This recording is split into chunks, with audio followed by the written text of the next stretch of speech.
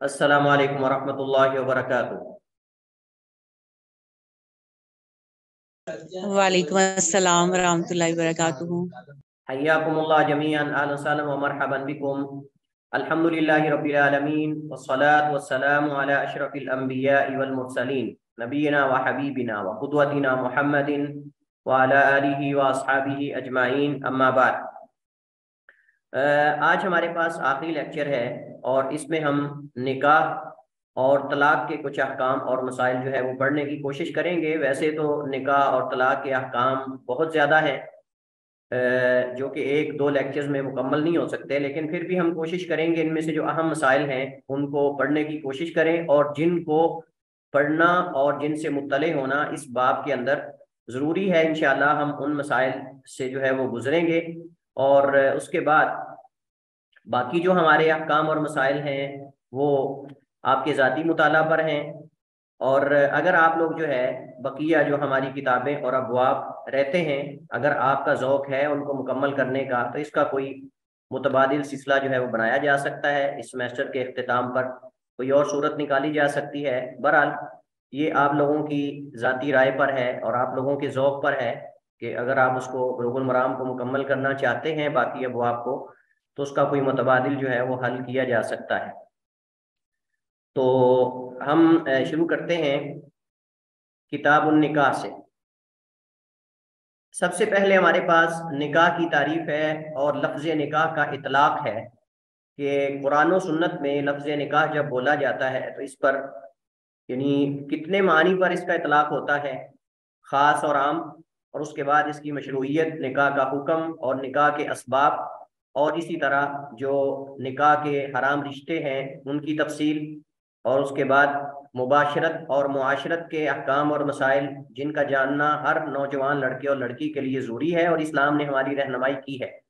और सिर्फ शादीशुदा नहीं, गैर शादीशुदा नहीं, बल्कि शादीशुदा को भी इन चीज़ों से मुत्तले होना ज़रूरी है। बहुत सारी तलाक़ें सिर्फ इस वजह से वाक़ई हो जाती हैं कि ज़ौजैन, मियाँ और बीवी यानी शोहर और बीवी जो हैं वो इन अहकाम से जो है वो मुत्तले नहीं होते और वाकिफ़ नहीं होते, और बसा औकात फरीकैन में से किसी एक की कोताही या दोनों की कोताही से जो है वो तलाक वाक़ई हो जाती है। तो सबसे पहले हमारे पास लफ्ज़ निकाह है। नकाह यनकाहू का माना होता है इकट्ठा करना, दाखिल होना वगैरह, मुख्तलिफ इसके लिए मानी है निकाह करना। और एक होता है अनकाहा युनकिहु इनकाह, बाब इफ़ाल से अगर आए अनकाहा युनकिहु इनकाह का माना होता है किसी दूसरे का निकाह करना, और नकाहा यनकाहु का माना होता है खुद निकाह करना। लिहाजा नकाहा यनकाहु फेल लाजिम है, और जो अनकाहा युनकिहु इनकाह है ये मुताद्दी है, ये मुताद्दी है। और इसी तरह नाकाहा युनाकिहु मुनाहक मुनाकाहतन भी आता है। तो ये बाब लाजिम से निकाह यानी इससे मस्दर है जिसका माना मिलाना, इकट्ठा करना, दाखिल होना वगैरह, ये इसके लिए मानी लुगत अरब में आते हैं। लुगवी एतबार से लफ्ज़ निकाह जो है इसका इतलाक़ दो चीज़ों पर होता है, और ये शरई इतलाक़ भी है, और ये शरई इतलाक़ भी है और लुगवी इतलाक़ भी है। नंबर एक, अक़द या कोई मुआहदा करना। निकाह जो है ये अक़द के लिए आता है, मुआहदे के लिए आता है, और दूसरा जिमा और हमबिस्तरी के लिए। असल ये लफ्ज़ जो है वो पहले माने के लिए वज़ा किया गया है, यानी अक़द के लिए किसी चीज़ का अक़द करना वगैरह, लेकिन मजाजी तौर पर जिमा और हमबिस्तरी के लिए भी इसका इस्तेमाल किया जाता है। लिहाजा इसी बिना पर कहा जा सकता है कि निकाह दोनों मानों के दरमियान मुश्तरक है, निकाह दोनों मानों के दरमियान मुश्तरक है। अगर इसकी इजाफत किसी अजनबी औरत की तरफ हो तो मुराद अक़्द निकाह होगा, जैसा कि अल्लाह ताला का फरमान है वला तनकिहू मा नकाह आबाउकुम मिनन निसा, और ना तुम निकाह करो, यानी अक़्द निकाह मुराद है, और ना तुम निकाह करो मा नकाह आबाउकुम मिनन निसा, उन औरतों से जिनसे तुम्हारे आबाओ अजदाद ने निकाह किया। इससे हमें एक फ़ायदा ये भी हासिल हुआ कि जिन ख़वातीन से आबाओ अजदाद में से कोई खाली निकाह कर ले, रुखसती ना हो, हम बिस्तरी हो या ना हो, वो हराम हो जाती है खाली निकाह करने से, जैसा कि आगे इसकी वजाहत आएगी। यानी इनसे अक़्द निकाह ना करो। और अगर लफ्ज़ निकाह की इजाफत उस औरत की तरफ हो जो आदमी के लिए हलाल हो, यानी बीवी आदमी की, तो फिर जिमा के माने में होगा, जैसा कि अल्लाह ताला के फरमान में है फ़इन तल्लक़हा फ़ला तहिल्लु लहू मिन बअदु हत्ता तनकिह ज़ौजन गैरा। बस अगर वो तलाक दे दे, यानी उस औरत को, यानी मुराद तीनों तलाक़ें हैं, तलाक़ बत्ता है, فلا تحل له من بعد، تو اس کے لیے اس کے بعد وہ حلال نہیں ہے، حتیٰ یہاں تک کہ تنکح زوجا غیرہ، کسی دوسرے آدمی سے وہ نکاح کرے. اور یہاں نکاح سے مراد جو ہے وہ دوسرے شوہر سے ہم بستری کرنا لازم ہے، کیونکہ نبی کریم علیہ الصلوۃ والسلام نے فرمایا کہ جب تک ہم بستری نہ ہو اس وقت تک وہ پہلے شوہر کی طرف نہیں لوٹ سکتی. اور یہاں شرعی نکاح مراد ہے، یہاں حلالہ مراد نہیں ہے. جیسا کہ حدیث میں حضرت عائشہ رضی اللہ تعالیٰ عنہ ام المومنین روایت کرتی ہیں، جاءت امرأۃ رفاع القرظی النبی صلی اللہ علیہ وسلم فقالت كنت عند رفاع فطلقني فأبت طلاقي فتزوجت عبد الرحمن بن زبیر انه معه مثل هدبة الثوب فقال تريدين ان ترجعي الى رفاع لا حتى تذوقي سيلته ويذوق سيلتك. کہ ایک عورت یعنی رفاع قرظی کی بیوی نبی علیہ الصلوۃ والسلام کے پاس آئیں اور اس نے کہا کہ اللہ کے رسول میں رفاع قرظی کے نکاح میں تھی، لیکن انہوں نے مجھے طلاق بتہ دے دی ہے، طلاق بائنہ دے دی ہے. اس کے بعد میں نے عبد الرحمن بن زبیر سے نکاح کیا، لیکن اس کے ساتھ کپڑے کے کنارے کی طرح، کپڑے کی گانٹ کی طرح، مطلب اشارہ ہے کہ ان کے اندر عیب ہے. تو نبی علیہ الصلوۃ والسلام سمجھ گئے کہ یہ پہلے شوہر کی طرف لوٹنا چاہتی ہے. فرمایا گیا تریدین ان ترجعی الی رفاع، کیا تم رفاع کی طرف لوٹنا چاہتی ہو، پہلے شوہر کی طرف؟ لا، ایسا نہیں ہو سکتا، حتی تذوقی سیلتہ ویذوق سیلتک، حتیٰ کہ تم اس کا مزہ چکھ لو اور وہ تمہارا مزہ چکھ لے، تو پھر تم اس وقت جو ہے واپس لوٹ سکتی ہو. چونکہ مسئلہ اہم تھا، اس وجہ سے نبی علیہ الصلوۃ والسلام نے یہاں کنایا استعمال نہیں کیا، اپنے واضح طور پہ مزہ چکھنے سے تعبیر کی، مطلب کہ ہم بستری ہونی چاہیے. اور حالانکہ اللہ کے نبی صلی اللہ علیہ وسلم اکثر کنایا استعمال کرتے تھے، لیکن چونکہ مسئلہ قابل وضاحت تھا، خالی خلوت کافی نہیں بلکہ ہم بستری کرنا لازم ہے. شرعی اعتبار سے نکاح کیا ہوتا ہے؟ حق مہر کے عوض کسی اجنبی عورت سے استمتاع کو حلال کرنے کے لیے عقد یا معاہدہ کرنے کا نام یہ نکاح ہے. اور عموماً آپ نے دیکھا ہے کہ محدثین اور ائمہ جو ہے وہ نکاح کو کتاب البیوع کے بعد ذکر کرتے ہیں یا اس کے متصل ساتھ ذکر کرتے ہیں، چونکہ یہ بھی ایک طرح کا عقد ہے، اور بیع خرید و فروخت بھی ایک طرح کا عقد ہوتا ہے، اور اس کے اندر بھی شروط ہیں، اس کے اندر بھی شروط ہیں، اس کے اندر بھی ارکان ہیں، اس کے اندر بھی ارکان ہیں، اور تقریباً کیفیت اور صورت اس کے اندر بھی عوض ہوتا ہے. تو انسان کسی عورت کا جو ہے وہ حق استمتاع کا مالک بنتا ہے مخصوص عوض میں، اور وہ حق مہر ہے. اس کے اندر بھی انسان کسی سامان کا مالک بنتا ہے مخصوص مالیت اور مخصوص مال کے عوض میں. تو اس مناسبت سے ان دونوں کو اکٹھا عموماً ایک دوسرے کے بعد جو ہے وہ ذکر کیا جاتا ہے. نکاح کا حکم کیا ہے؟ لوگوں کی مالی اور بدنی استطاعت کے مطابق نکاح پر حکم تکلیفی کے 5 اقسام جو ہے وہ اپلائی ہوتی ہیں. ہم نے جو احکام تکلیفی میں نے پہلے بھی ذکر کیے ہیں، اصول فقہ میں آپ نے پڑھے ہوں گے، اور وہ احکام خمسہ ہیں، 5 اقسام ہیں، واجب، مندوب، اور اس کے بعد حرام، مکروہ اور مباح. یہ احکام خمسہ مراد ہیں. یہ 5 جو ہے وہ نکاح کے حکم میں مختلف حالات کے مطابق، بندے کی بدنی اور مالی استطاعت کے مطابق جو ہے ان 5 کا اس پر اطلاق ہوتا ہے. اس وجہ سے ہم کہیں گے بعض کے حق میں نکاح کرنا واجب ہوتا ہے، بعض کے حق میں حرام ہوتا ہے، بعض کے حق میں مکروہ ہوتا ہے، اور بعض کے حق میں مندوب اور مباح ہوتا ہے. نکاح میں اصل یہ ہے کہ وہ سنت مؤکدہ ہے اور مندوب ہے. اس کی دلیل اللہ تعالیٰ کا فرمان ہے، فَانكِحُوا مَا طَابَ لَكُم مِّنَ النِّسَاءِ إِلَى آخِرِ الْآيَةِ، عورتوں میں سے جو تمہیں پسند ہوں ان سے نکاح کر لو. وَانكِحُوا الْأَيَامَ مِنكُمْ، اور اپنے میں سے بے نکاح مردوں عورتوں کے نکاح کر دو. یہ ولیوں کو اللہ تعالیٰ نے خطاب کیا ہے. حضرت عبداللہ ابن مسعود رضی اللہ تعالی عنہ روایت کرتے ہیں، قال لنا رسول اللہ صلی اللہ علیہ وسلم یا معشر الشباب، اللہ کے نبی نے ہمیں مخاطب کرتے ہوئے فرمایا، اے نوجوانوں کی جماعت، من استطاع منکم الباءۃ فلیتزوج، تو جو تم میں سے نکاح کرنے کی مالی اور بدنی استطاعت رکھتا ہو، فلیتزوج، تو اسے چاہیے کہ وہ نکاح کر لے. الباء سے مراد جو ہے وہ مالی اور بدنی طاقت ہے. فلیتزوج، تو اسے چاہیے کہ وہ نکاح کرے. یہ تاکید ہے. فإنہ اغض للبصر واحسن للفرج، کیونکہ یہ نگاہ کو نیچی کرنے، جھکانے اور شرمگاہ کی حفاظت کے لیے یعنی بہترین عمل ہے، زیادہ مناسب ہے، مفید ہے، فائدہ مند ہے. ومن لم یستطع، اور جو اس کی استطاعت نہ رکھتا ہو، فعلیہ بالصوم، تو اس پر روزہ رکھنا ہے کہ وہ روزہ رکھے.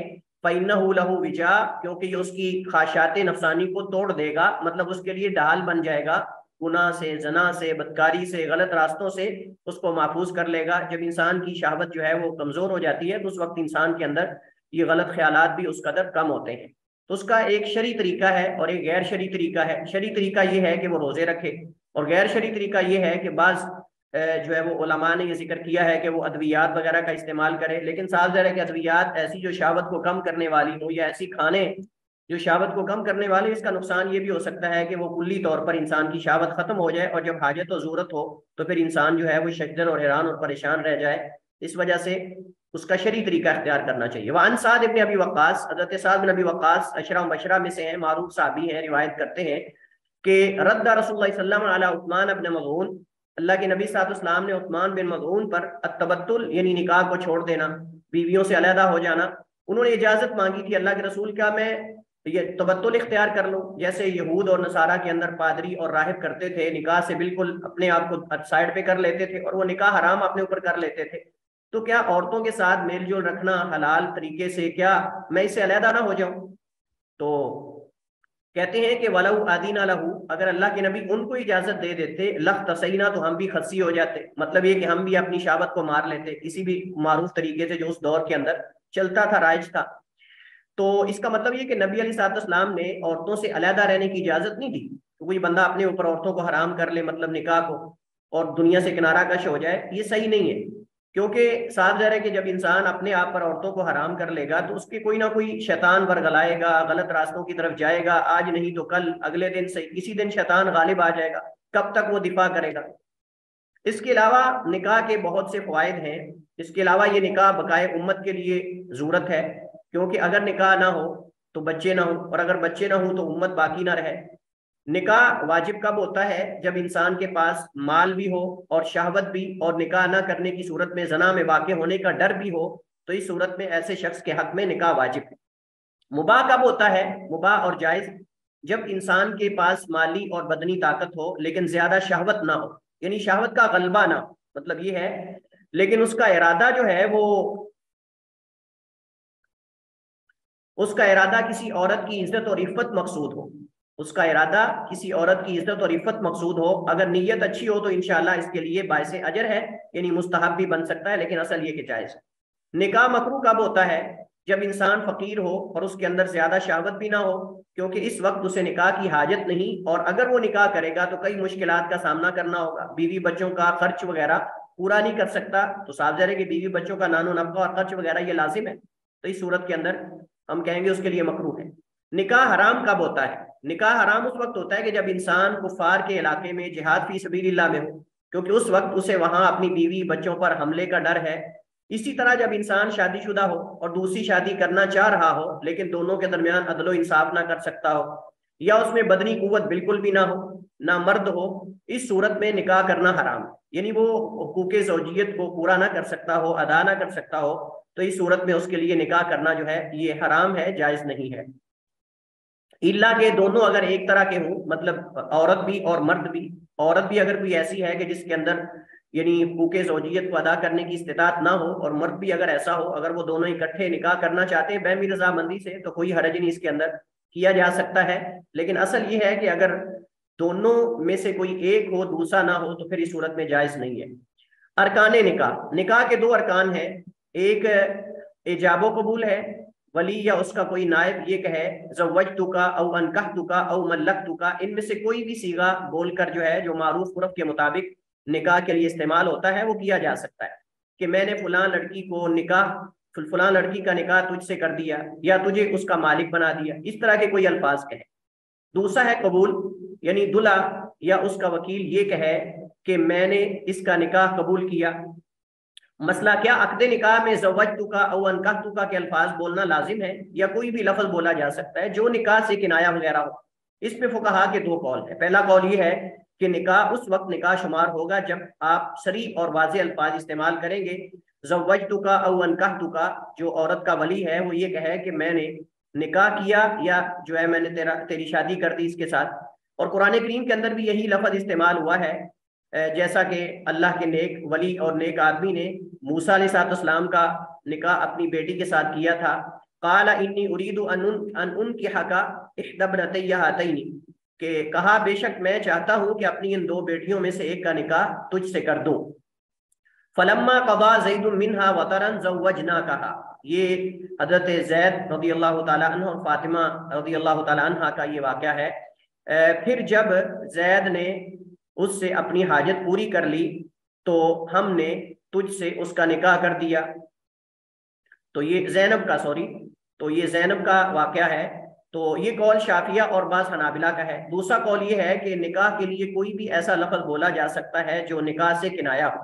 یہ جمہور فقہا کا قول ہے. ان کی دلیل حضرت سہل بن سعد رضی اللہ تعالی عنہ کی روایت ہے. فرماتے ہیں جاءت امرأۃ الی رسول اللہ صلی اللہ علیہ وسلم فقالت یا رسول اللہ انی وهبت لك من نفسی فقال رجل زوجنیها فقال زوجناکها بما معك من القرآن. معروف واقعہ اور حدیث ہے کہ ایک عورت آئی اللہ کے نبی کے پاس اور اس نے کہا اے اللہ کے رسول انی قد وهبت لك من نفسی, میں نے اپنا نفس آپ کو ہبا کیا ہے. اور یہ جائز تھا نبی کریم علیہ الصلوۃ والسلام کے لیے. آغاز میں عورتیں آ کر اللہ کے نبی علیہ الصلوۃ والسلام کو اپنا نفس ہبا کر سکتی تھیں, اللہ تعالیٰ کی طرف سے اجازت اس کی موجود تھی.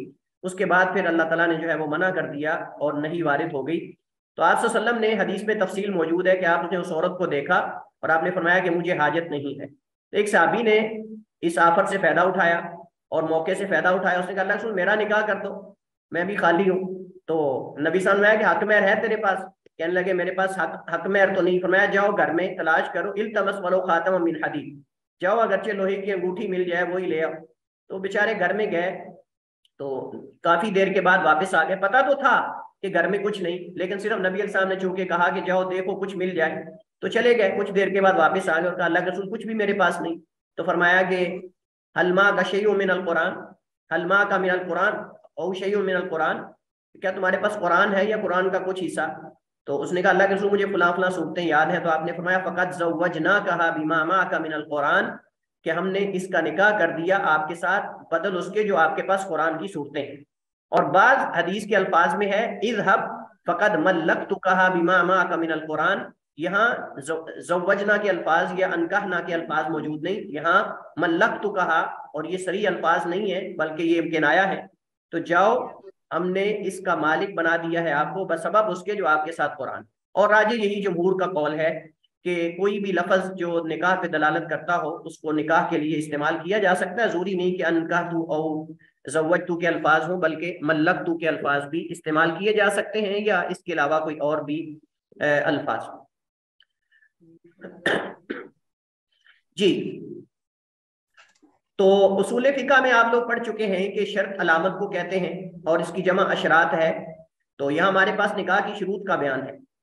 تو یہ شرط کی جمع اشراط ہے اور شرط علامت اور نشانی کو کہتے ہیں. اسی وجہ سے ذکر کیا جاتا ہے اشراط یعنی اشراطھا, قیامت کی نشانیوں کے لیے اشراط کا لفظ استعمال ہوتا ہے. شرط سے مراد وہ چیز ہے کہ جس کے ہونے پر حکم کے ہونے کا انحصار, یعنی اگر وہ نہ ہو تو حکم بھی نہ ہو, لیکن اگر وہ ہو تو حکم کا ہونا یا نہ ہونا لازم نہیں. جیسا کہ نکاح کے لیے ولی کا ہونا اور نماز کے لیے وضو کا ہونا. اب نکاح کے لیے ولی ہوگا تو نکاح ہوگا, اگر ولی نہیں تو جو ہے وہ نکاح نہیں ہوگا. لیکن ضروری نہیں ہے کہ اگر ولی ہو تو نکاح بھی ہو, ضروری نہیں کہ اگر ولی ہو تو نکاح. اب اگر نکاح کی ضرورت نہیں, حاجت نہیں, تو نکاح تو ضروری نہیں. اسی طرح نماز کے لیے وضو کرنا ضروری ہے, لیکن ضروری نہیں کہ وضو بھی ہو تو نماز بھی پڑھی جائے. یعنی جب وضو ہو تو ضروری نہیں کہ ہم نماز پڑھیں, نماز سے پہلے بھی وضو کیا جا سکتا ہے, لیکن وضو کے بغیر نماز نہیں ہو سکتی. نکاح کی شروط کئی ایک ہیں. سب سے پہلے زوجین کا تعین, نشاندہی ہونی چاہیے پہلے زوجین کی کہ لڑکا کون ہے لڑکی کون ہے, دونوں کا تعین ہو. یعنی فلاں لڑکے کا نکاح فلاں لڑکی سے کیا جا رہا ہے. تعین کے بغیر بڑے بڑے اختلاف ہو جاتے ہیں. چھوٹی لڑکی دکھا کر بڑی کو جو ہے وہ رخصت کر دیا جاتا ہے, چھوٹا لڑکا دکھا کر بڑے کو 40 سالہ 50 سالہ کو رخصت کر دیا جاتا ہے. اور بعد میں پتہ چلتا ہے دولہے کو آگے سے کیا ہے, اور جو ہے وہ کبھی جو ہے وہ لڑکی بیچاری کو پتہ چلتا ہے کہ آگے سے بزرگ کھڑے ہوئے. تو ایسا ہو جاتا ہے کبھی کبھی. تو اس وجہ سے تعین لازم اور ضروری ہے. تعین جو ہے وہ لازم اور ضروری ہے, یعنی فلاں لڑکے کا نکاح فلاں لڑکی سے کیا جا رہا ہے. کیونکہ نکاح ایک طرح کا عقد اور معاہدہ ہے, تو اس میں کسی بھی قسم کا عیب اور کسی قسم کا ابہام اور کسی چیز کو چھپانا یہ جائز نہیں. مثلا ایک آدمی کی دو بیٹیاں ہوں, ایک کا نام فاطمہ ہو دوسری کا نام عائشہ, تو اس کے لیے جائز نہیں کہ وہ کہے میں نے اپنی بیٹیوں میں سے ایک بیٹی کا نکاح تجھ سے کر دیا یا اپنی بیٹی کا نکاح تجھ سے کر دیا. ضروری ہے تعین کرے, فاطمہ کا کرنا چاہتا ہے عائشہ کا کرنا چاہتا ہے. اسی صورت میں ضروری ہے کہ وہ اس کا نام یا کوئی ایسی صفت ذکر کرے جس میں کوئی دوسری اس کے ساتھ شریک نہ ہو. یہ بڑے انتہائی اہم مسائل ہیں, توجہ کے ساتھ سنیے گا. کوئی دوسری یعنی اگر نام ذکر نہیں کرنا چاہتا، بعض لوگ بیٹیوں کے نام لینا پسند نہیں کرتے، تو کہہ دے بھائی وہ بڑے والی یعنی ڈاکٹر جو ہے، جو فلاں ٹیچر ہے، جو فلاں ہے، اس کی کوئی صرف ذکر کر دے جس سے وہ معروف ہو، جس سے وہ اس خاندان کے اندر معروف ہو، تاکہ بعد میں کوئی بہام نہ رہے، جیسا کہ بڑی، لمبی، چھوٹی، ٹیچر، عائشہ، فاطمہ وغیرہ اس طرح کے۔ اس طرح اگر ایک شخص کے ایک سے زائد بیٹے ہوں تو اس کے لیے بھی ضروری ہے کہ رشتہ مانگتے یا کرتے وقت وہ اس کا نام یا کوئی صفت ذکر کرے جس سے وہ دوسروں سے نمایاں ہو، اور یہ سب دھوکہ فریب اور اختلاف سے بچنے کے لیے۔ ولی کا ہونا، ولی سے مراد عورت اور غیر بالغ بچے کا قریبی سرپرست، اور اس کے لیے ضروری ہے کہ وہ عورت کے باپ کی طرف سے اسبا مردوں میں سے، اسبا سے مراد قریبی مرد ہوتے ہیں، کیونکہ باپ، دادا اور سگا بھائی، اس کے بعد چچا کے ہوتے ہوئے کوئی دوسرا ولی نہیں بن سکتا، جیسا کہ ماموں، سوتیلا بھائی، کزن، شزن، ٹزن وغیرہ، کوئی بھی ولی نہیں بن سکتا۔ جب اصل رشتہ دار اور اسبا موجود ہوں تو کوئی بھی اس کے علاوہ نیچے والا جو ہے وہ ولی نہیں بن سکتا۔ یعنی یہی موقف جو ہے وہ جمہور اہل علم اور فقہائے کرام کا، یعنی عورت کے لیے نکاح میں ولی کا ہونا شرط ہے، چاہے وہ کنواری ہو یا مطلقہ ہو۔ جن لوگوں نے نکاح کے لیے ولی کی شرط لگائی ہے وہ جمہور ہیں، اور احناف بالکل ایک سائڈ پہ ہیں۔ جمہور کے لیے دلیل کیا ہے؟ نمبر 1، اللہ تعالیٰ کا فرمان ہے وَانكِحُوا الْأَيَامَ مِنكُمْ، اور اپنے میں سے بے نکاح مردوں عورتوں کا نکاح کر دو۔ ولی مخاطب، ولیوں کو مخاطب کیا جا رہا ہے۔ اللہ تعالیٰ کا فرمان ہے وَلَا تُنكِحُوا الْمُشْرِكِينَ حَتَّى يُؤْمِنُوا، یہ بھی ولیوں کو خطاب ہے کہ تم اپنی عورتیں مشرک مردوں کے نکاح میں نہ دو یہاں تک کہ وہ ایمان لے۔ وجہ استدلال یہ کہ اس میں بھی خطاب عورتوں کے اولیاء کو ہے۔ اگر ولی اور سرپرست کا نکاح یا عقد میں کوئی عمل دخل نہ ہو تو قرآن اسے مخاطب ہی نہ کرتا۔ حضرت عائشہ رضی اللہ تعالیٰ عنہ کی حدیث مزید اس میں وضاحت کر دیتی ہے۔ ان عائشہ رضی اللہ عنہا قالت قال رسول اللہ صلی اللہ علیہ وسلم ایما امرأة نکحت بغیر اذن مواليها فنکاحها باطل 3 مرات فإن دخل بها فالمہر لها بما اصاب منها فإن تشاجروا فالسلطان ولي من لا ولي له او ولي من لا ولي له، کہ ایما امرأة، جو کوئی عورت بھی نکحت نکاح کیا اس نے بغیر اذن موالیہا، اپنے ولیوں کی اولیاء کی اجازت کے بغیر، فنکاحها باطل، تو اس کا نکاح باطل ہے۔ 3 دفعہ آپ نے فرمایا فنکاحها باطل باطل باطل، اس کا نکاح باطل ہے۔ فإن دخل بها، پس اگر وہ دخول کر لے اس کے ساتھ، فالمہر لها بما اصاب منها، تو جو اس نے اس سے استمتاع کیا ہے اس کے بدلے میں وہ مہر دے گا، یعنی مہر دے گا اور مہر مثل ہوگا۔ فإن تشاجروا، اگر ولی جھگڑا کریں آپس میں، یعنی ولیوں کا جھگڑا ہو جائے، باپ ایک طرف دینا چاہتا ہے، بیٹا دوسری طرف دینا چاہتا ہے، یا دونوں بھائی ہیں، ایک بھائی ادھر کرنا چاہتا ہے، دوسرا ادھر کرنا چاہتا ہے، تو اس وقت جو ہے، اس صورت میں جو ہے ولی جو حاکم وقت ہے، فسلطان، جو ولی ہے وہ اس کا ولی ہے جس کا کوئی ولی نہ ہو، من لا ولی لہ، جس کا کوئی ولی نہ ہو۔ تو اگر جھگڑا ہو جائے تو حکمران جو ہے وہ ولی ہے، مطلب وہ فیصلہ کرے گا، قاضی ہے یا کوئی بھی وہ فیصلہ کرے گا کہ کدھر جو ہے وہ کرنا ہے۔ لیکن صحیح بات یہ ہے کہ اس میں اس عورت کی مصلحت دیکھی جائے، اس عورت کی مصلحت دیکھی جائے گی، دینداری کو مقدم رکھا جائے گا، دیگر چیزیں ہیں۔ اور اسی طرح بعض علماء نے اس کا تعین یہ بھی کیا ہے کہ اگر ایسی عورت ہے کہ اس کے جو ولی اور اولیاء ہیں، مطلب وہ اس کا نکاح غلط جگہ کرنا چاہتے ہیں، صحیح جگہ، ایک ایسا آدمی ہے کہ جو فاسق قسم کا آدمی ہے اور اس کے ساتھ دینداری کا نام و نشان بھی نہیں ہے، اور وہ عورت دیندار ہے، تو اس صورت میں اس پہ زبردستی کر رہے ہیں، تو اس صورت میں عورت کے لیے بعض علماء نے گنجائش نکالی ہے کہ وہ قضا اور جو عدالت ہے اس کی طرف رخ کر سکتی ہے، اس کی طرف رخ کر سکتی ہے، اور وہاں جا کے وہ جو ہے وہ کیس کرے، یا جو بھی جو طریقہ رائج ہے اس کے مطابق وہ کر سکتی ہے۔ اس صورت پہ ہے کہ جب واقعتاً یہ عورت کے ساتھ ظلم ہو رہا ہو۔ لیکن اگر عورت کے ساتھ ظلم نہیں ہو رہا، صرف وہ اپنی رضامندی سے گھر سے بھاگ جاتی ہے، تو یہ طریقہ طرز عمل جو ہے وہ صحیح نہیں ہے۔ احناف نے یہ راستہ کھولا اس وجہ سے اکثر خواتین جو بھاگتی ہیں وہ ان سے ہی متعلق ہوتی ہیں۔ تو ابو موسیٰ رضی اللہ تعالیٰ عنہ سے روایت ہے، وہ بیان کرتے ہیں ان نبی صلی اللہ علیہ وسلم قال لا نکاح الا بولی، نبی علیہ السلام نے فرمایا، یہ دوسری حدیث ہے، پہلی حدیث بھی صحیح ہے، یہ بھی صحیح ہے، بعد والی بھی صحیح ہے۔ اللہ کے نبی صاحب نے فرمایا لا نکاح الا بولی، نہیں ہے نکاح مگر ولی کے ساتھ، یعنی ولی کی اجازت کے ساتھ، اور یہ عورت کے لیے ہے، مرد کے لیے نہیں۔ ان ابی ہریرہ، ابو ہریرہ رضی اللہ تعالیٰ عنہ سے روایت ہے، فرماتے ہیں رسول اللہ صلی اللہ علیہ وسلم نے فرمایا لا تزوج المرأة المرأة، کوئی عورت دوسری عورت کا نکاح نہیں کر سکتی، ولا تزوج المرأة نفسها، اور نہ عورت اپنا نکاح کر سکتی ہے۔ دوسرا قول یہ ہے کہ نکاح کے لیے ولی کا ہونا شرط نہیں، بلکہ ایک بالغ عورت اپنا نکاح خود بھی کر سکتی ہے، لیکن غیر بالغ بچی ولی کی اجازت کے بغیر نکاح نہیں کر سکتی۔ یہ حنفیہ کا مذہب ہے، احناف کا یہ مذہب ہے باقاعدہ، اور ان کی دلیل کیا ہے؟ آئیے ان کے دلائل کو بھی پڑھتے ہیں۔ ان کی دلیل پہلی تو قرآن کریم کی آیت ہے۔ اللہ تعالیٰ قرآن کریم میں فرماتا ہے فَإِن طَلَّقَهَا فَلَا تَحِلُّ لَهُ مِن بَعْدُ حَتَّى تَنكِحَ زَوْجًا غَيْرَهُ، کہ اگر اسے پہلا شوہر طلاق دے دے، یعنی طلاق بائنہ دے دے، تو اس صورت میں اس کے لیے نہیں حلال ہے حتیٰ کہ وہ دوسرے آدمی سے نکاح، یعنی اس سے نکاح کرے۔ تو یہاں کہتے ہیں کہ اس کے لیے عورت کو خود خطاب کیا گیا، وہ نکاح کرے، یہ نہیں کہا گیا ولی اس کا نکاح کرے۔ یہ پہلی دلیل ہے۔ لیکن یہاں اس کے اندر ولی کی نفی تو نہیں، ولی کی نفی تو نہیں اس کے اندر کہ ولی نہ ہو، اس میں تو صرف یہ ہے کہ نکاح آگے ہو اس کا۔ اسی طرح قرآن کریم کی آیت ہے فَلَا جُنَاحَ عَلَيْكُمْ فِي مَا فَعَلْنَ فِي أَنفُسِهِنَّ بِالْمَعْرُوفِ، پس تم پر اس میں کچھ گناہ نہیں جو وہ اپنی جانوں کے بارے میں معروف طریقے سے کریں۔ اس کے اندر بھی انہوں نے کہا کہ اپنے نفس کے بارے میں جو وہ بہتر سمجھتی ہیں وہ کر سکتی ہیں، تو یہ ان کا وجہ استدلال ہے۔ لیکن اس کا جواب یہ دیا گیا ہے کہ ان آیات میں ولی کی نفی نہیں ہے، کیونکہ یہ حکم عام ہے اور حدیث نے اس کی تخصیص کر دی ہے، اور صحیح حدیث جو ہے وہ قرآن کے عموم کی تخصیص کر سکتی ہے۔ لیکن احناف اپنے اسی قاعدے پر ڈٹے ہوئے ہیں کہ قرآن کے عموم کو یا ظواہر کے خلاف اگر کوئی خبر واحد آ جاتی ہے تو ہم اس سے عام کی تخصیص نہیں کریں گے، مطلق کو مقید نہیں کر سکتے اور عام کو خاص نہیں کر سکتے۔ لیکن دلائل کی قوت کے پیش نظر راجح قول پہلا ہے، اور بلکہ یہاں تک بھی حدیث موجود ہے کہ جو عورت اپنے ولی کی اجازت کے بغیر نکاح کرتی ہے وہ زانی ہے، زانیہ ہے۔ یہ حدیث بھی واضح طور پہ موجود ہے۔ تنبیہ، ولایت کی ترتیب میں کوئی واضح دلیل تو نہیں، لیکن بعض علماء نے کتاب و سنت میں غور و فکر سے یہ ترتیب نکالی ہے کہ سب سے پہلے ولایت میں لڑکی کا باپ اور دادا ہے، اس کے بیٹے بیٹیوں کے، اس کے بیٹے بیٹوں کے بیٹے، پھر سگے بھائی، پھر ستیلے بھائی، اور ان سب کی عدم موجودگی میں چچا اور اس کے بیٹے ولی ہوں گے۔ ولی کی شرط کیا ہے؟ کون شخص ولی بن سکتا ہے عورت کا؟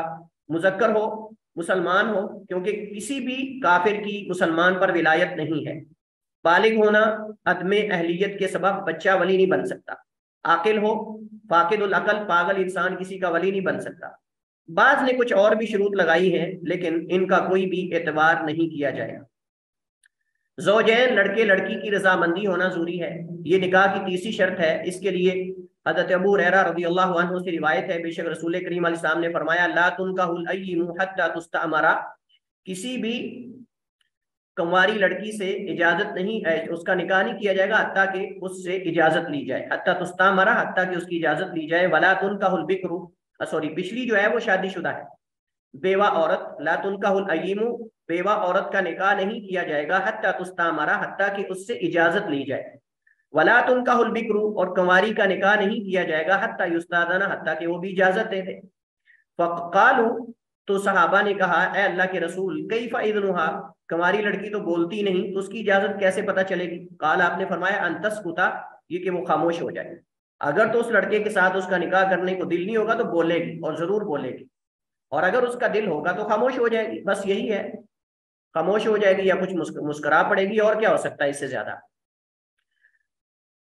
صحابہ کرام نے کہا کہ اس کی اجازت، چلیے یہ ہو گیا۔ تو اس سے پتہ چلتا ہے کہ جو ہے وہ شادی شدہ عورت، اس کی طرف سے اجازت لی جائے گی اور اس کی اجازت کا انتظار ہوگا، اور کنواری کے لیے بھی وہی ہے۔ بعض حدیث کے اندر آتا ہے الایم حق بنفسها من ولیھا، کہ جو بیوہ عورت ہے یہ متعلقہ، وہ اپنے نفس کے بارے میں اپنے ولی سے زیادہ حق رکھتی ہے۔ اس حدیث کو بھی احناف نے دلیل بنایا ہے۔ بعض نے کہا کہ بیوہ عورت جو ہے وہ اپنا نکاح خود کر سکتی ہے، لیکن یہ حدیث کا معنی یہ نہیں جو سمجھا جاتا ہے۔ اس کا معنی یہ ہے الایم احق بنفسها من ولیھا کا معنی یہ ہے کہ جو بیوہ عورت اور متعلقہ ہے وہ اپنے بارے میں زیادہ جانتی ہے۔ مطلب یہ ہے کہ جب کنواری لڑکی سے اجازت لینے کا حکم دیا گیا ہے تو جو بیوہ یا متعلقہ ہے اس سے تو بالاولیٰ حکم ہے، کیونکہ وہ تو آگے والے حالات دیکھ چکی ہے، تو وہ زیادہ بہتر جانتی ہے کہ میرے لیے کون سا شوہر زیادہ مناسب ہے۔ اصل یہ مقصود ہے حکم بتانے کا، یہ نہیں کہ وہ اپنی ولی کی اجازت کے بغیر نکاح کر سکتی، بلکہ یہ مقصود ہے کہ جب کنواری سے اجازت لینا ضروری ہے تو متعلقہ اور بیوہ سے تو بالاولیٰ لینی چاہیے، کیونکہ وہ تو زیادہ اپنے بارے میں جانتی ہے نا بہتر کہ کون سا گھر اس کے لیے مناسب ہے۔ لہٰذا یہ معنی کر لینا کہ وہ اپنی خود شادی کر سکتی نکاح، یہ صحیح نہیں ہے۔ اس کے لیے یہ کہ وہ اپنے بارے میں زیادہ، یعنی اگر ولی اور اس میں اختلاف ہو جائے تو اس کی رائے کو مقدم کیا جائے گا اور ولی کو اس پہ راضی کرنے کی کوشش کی جائے گی، بھائی یہ اپنے بارے میں زیادہ بہتر جانتی ہے کیونکہ پہلے اس کی شادی ہوئی ہے اور وہ جانتی کہ کون سا شوہر اس کے لیے بہتر اور مناسب ہے۔ گواہوں کا ہونا ضروری ہے۔ حضرت عمران بن حسین رضی اللہ تعالیٰ عنہ سے روایت ہے، صحابی ابن صحابی ہیں، قالا کہتے ہیں قالا رسول اللہ، نبی علیہ السلام نے فرمایا لا نکاح الا بولی و شاہدی عدل، نہیں ہے نکاح مگر ولی کی اجازت کے ساتھ، ولی کے ساتھ اور دو عادل گواہوں کی موجودگی میں۔ زوجین لڑکے لڑکی کا معانے سے خالی ہونا، کوئی رکاوٹ نہ ہو، مانے نہ ہو، اور مانے سے مراد وہ چیزیں ہیں جن کے سبب وہ ایک دوسرے سے نکاح نہ کر سکتے ہو، مثلا ان کے مابین کوئی حرمت کا رشتہ نہ ہو، آپس میں محرم نہ ہو ایک دوسرے کے، جس کی وضاحت عنقریب آ رہی ہے انشاءاللہ ہم پڑھیں گے۔ تو اگر کوئی موانع ہو، اور یوبے نکاح بھی ہو سکتے ہیں، مطلب کوئی عیب ہو، یہ بھی ایک موانع نکاح میں سے ایک ہے، اس کی تفصیلات انشاءاللہ آگے آئیں گی۔ اسباب نکاح یعنی جن اسباب کی وجہ سے نکاح کیا جاتا ہے وہ اسباب مندرجہ ذیل ہیں، شریعت مطہرہ کا حکم ہے، جیسا کہ ہم پیچھے پڑھ کر آئے ہیں، زوجین میں سے ہر ایک کا اپنے آپ کو فحشی اور حرام طریقے سے استمتاع کرنے سے دور رکھنا ہے، خاندانوں اور قبائل میں تعلقات اور رشتوں کو مضبوط کرنا ہے، اور یہی وجہ ہے کہ رسول کریم علیہ السلام کی 4 سے زیادہ بیویاں تھیں، اور یہ حکمتوں میں سے ایک حکمت ہے کہ اللہ کے نبی صلی اللہ علیہ وسلم قبائل سے تعلق مضبوط کرنا چاہتے تھے، اور اس سے تعلقات ہوئے بھی مضبوط۔ اور دوسرا یہ ہے کہ اللہ کے نبی علیہ السلام کے گھر کے حالات، آدمی کی زندگی کے دو پہلو ہوتے ہیں، یا گھریلو پہلو ہے یا باہر کا ہے۔ باہر والے جو ہے وہ اصحاب اور دیگر لوگ جانتے ہیں، لیکن گھر کے اندر بھی انسان کی زندگی کا ایک آدھا حصہ گزرتا ہے، تو گھر کے معاملات اور جو تعلقات ہیں وہ کون نقل کرے گا؟ تو اللہ کے نبی صلی اللہ علیہ وسلم کیونکہ امت کے لیے اسوہ اور قدوہ اور آئیڈیل ہیں، اس وجہ سے آپ کی شادیاں زیادہ تھیں، اور آپ کو اجازت بھی دی گئی تاکہ جس قدر یہ عورتیں آپ کی بیویاں زیادہ ہوں گی، اس قدر گھریلو احکام اور مسائل کو دوسروں تک زیادہ منتقل کریں گی، اور پھر آگے ان سے ان کے رشتہ داروں نے احکام اور مسائل نقل کیے۔ عبداللہ ابن عمر نے اپنی بہن سیدہ حفصہ سے نقل کیے، حضرت عبداللہ بن عباس نے اپنی خالہ میمونہ بنت الحارث الہلالیہ سے نقل کیے، حضرت خالد بن ولید نے اپنی خالہ، یہ ان کی خالہ تھی غالباً، ان سے نقل کیے۔ تو اس طرح امہات المومنین سے جن صحابہ کرام کے تعلقات تھے، رشتے تھے، ان سے انہوں نے باقاعدہ دین کے احکام نقل کیے، شادی اور بیاہ اور زوجین کے جو خاص مسائل ہوتے ہیں۔ تو یہ حکمت تھی، وگرنہ یہ جو الزام دیا جاتا ہے نبی کائنات کو کہ نعوذ باللہ، یہ مستشرقین اور دیگر جو غیر مسلم ہیں وہ اعتراض کرتے ہیں کہ نعوذ باللہ مسلمانوں کا نبی جو ہے یہ شہوت پسند تھا، اس وجہ سے انہوں نے شادیاں کی اتنی عورتوں سے، فلاں فلاں ہے۔ نبی السلام کی شان میں توہین کرنے کی کوشش کی جاتی ہے، لیکن ہم کہتے ہیں کہ اگر نبی ہمارے شہوت پسند ہوتے تو پھر ساری بیوہ اور متعلقہ عورتوں سے کیوں نکاح کرتے؟ پھر کنواری لڑکیوں سے شادی کرنی چاہیے تھی، جیسے عرب کا رواج تھا۔ عرب جو ہے وہ کنواری لڑکیوں سے شادی کرتے تھے، لیکن اگر نبی علیہ السلام نعوذ باللہ جیسے الزام دیا جاتا ہے کہ شہوت پسند تھے اور شہوانی تھے والعیاذ باللہ، تو پھر آپ ساری بیوہ اور متعلقہ سے کیوں نکاح کر رہے ہیں؟ اس کا مطلب آپ داد رسی کرنا چاہتے تھے، ان کے لیے سہارا بننا چاہتے تھے، اور آپ ان لوگوں کا سہارا تھے جن کا کوئی سہارا نہیں تھا، یہ اصل مقصود تھا، اور آپ نے امت کے لیے قدوہ اور اسوہ بن کے دکھایا ہے کہ اس طرح کی خواتین کے لیے سہارا بننا چاہیے۔ تو اس کا یہ ہرگز مطلب نہیں کہ نبی علیہ السلام کا مقصد وہ شہوت کو پورا کرنا تھا۔ پھر آپ کے نکاح میں ساری کنواری ہوتی، جیسے سیدہ عائشہ رضی اللہ تعالیٰ عنہ تھی، تو آپ کی ازواج مطہرات میں کوئی بھی ایسی عورت نہیں تھی سوائے عائشہ کے جو کنواری تھی، آپ نے سب بیوہ اور متعلقہ سے نکاح کیا ہے۔ تو اس بات کی دلیل ہے کہ اللہ کے نبی علیہ السلام کے نکاح کے مقاصد بہت عظیم تھے، عظیم لوگوں کے نکاح کے مقاصد عظیم ہوتے ہیں، گھٹیا مقاصد نہیں ہوتے صرف جس کی طرف یہ لوگ جو ہے وہ نبی کریم علیہ السلام کی ذات کو الزام دیتے ہیں۔ اور قدیم زمانے کے اندر عرب میں آپس میں تعلق کو مضبوط کرنے اور امن و امان کے لیے بھی نکاح کیے جاتے تھے، اور اس میں رد ہے ان لوگوں پر جو آپ صلی اللہ علیہ وسلم پر اعتراض کرتے ہیں۔ اگر آپ نے یہ وہ چیزیں ذکر میں نے کر دی ہیں، لہذا اس کو دوبارہ رپیٹ کرنے کی ضرورت نہیں۔ اللہ تعالیٰ نے مرد اور عورت میں ہر ایک کے لیے جائز استمتاع یعنی فائدہ اٹھانے کا حق رکھا ہے، تو اس کو حاصل کرنا چاہیے، اور یہی طریقہ ہے۔ مسلمانوں کی تعداد میں اضافہ کرنا اور انہیں تقویت دینا، اور ایک شرعی مقصد ہے یہ۔ رسول کریم علیہ السلام نے فرمایا ان ماکر ابن یسار رضی اللہ تعالی عنہ قال جاء رجل الى النبي صلی اللہ علیہ وسلم فقال انی اصبت امرأة ذات حسب وجمال وانها لا تلد افاتزوجها قال لا ثم اتاه الثانية فنهاه ثم اتاه الثالثة فقال تزوج الودود الولود فانی مقاتل بكم الامما، کہ اللہ کے نبی کے پاس ایک شخص آیا اور اس نے کہا اللہ کے رسول میں نے ایک عورت جو ہے اسب تو ذات امراتن، میں نے تلاش کر لی ہے ایک عورت جو کہ حسب و نسب والی اور خوبصورت ہے، لیکن ایک مسئلہ ہے وہ بچہ نہیں جنم، یعنی بانچ ہے وہ۔ کیسے پتا چلا؟ اس نے تو ابھی نکاح نہیں کیا، کیسے پتا چلا؟ سر وہ پہلے اس کی کہیں شادی ہوئی ہوگی؟ ہاں یہ بھی ہو سکتا ہے کہ پہلے اس کا نکاح ہوا ہو، یا یہ بھی کہ اس کی دیگر خواتین جو خاندان کی ہیں، بعض چیزیں معروف ہوتی ہیں، دیگر خاندان کی، مثلا اس کی والدہ ہے، اس کی دیگر بہنیں ہیں، مطلب ان میں سے کوئی بھی کسی کے پاس اولاد نہیں، ایسا ہوتا ہے بسا اوقات فیملی کے اندر پوری کی پوری خواتین جو ہیں وہ بانچ ہوتی ہیں، ایک بچہ یا دو بچے، مطلب یہ بھی ہو سکتا ہے۔ تو اس طرح انہوں نے اندازہ لگا لیا۔ تو افا تزوجھا، کیا میں اس عورت سے نکاح کر لوں؟ قال لا، تو آپ نے فرمایا نہیں۔ ثم اتى ثانیہ فنا، دوسری دفعہ اس نے آ کر اجازت طلب کی، آپ نے فرمایا نہیں۔ پھر تیسری دفعہ آیا تو آپ نے فرمایا تزوج الودود الولودا، تم جو ہے وہ بہت زیادہ محبت کرنے والی اور بہت زیادہ بچے جنم لینے والی عورتوں سے نکاح کرو۔ فإنی مکافر بکم الامم، بے شک میں تمہاری کثرت پر امتوں میں سے فخر کرنے والا۔ اولاد کا حصول، اولاد نعمت ہے، زینت ہے، اور والدین کی سعادت کا ذریعہ بنتی ہے، اور کبھی کبھی بدنامی اور ذلت کا ذریعہ بھی بنتی ہے۔ انسان ہر ایک کی تمنا ہے کہ شادی ہو، بچے ہوں، اور بہت سارے لوگ جو ہے وہ لوگوں کے تانے سے بچتے ہیں، اگر اولاد نہ ہو تو پھر دوسری شادی کرنا پڑتی ہے ان کو، تیسری کرنا پڑتی ہے بسا اوقات۔ تو یہ بسا اوقات، اور بعض لوگ شادی ہونے کے بعد ہی پوچھنے لگ جاتے ہیں ہاں جی کوئی نئی تازہ خبر شبر ہو۔ تو بعض ہمارے معاشرے کی گندی روش ہے، اگر کچھ مسئلہ نہ بھی ہو تو اگر بچہ نہ ہو تو پوچھنے لگ جاتے ہیں، وہ سمجھتے ہیں کہ پتہ نہیں ان کو کوئی مسئلہ ہے۔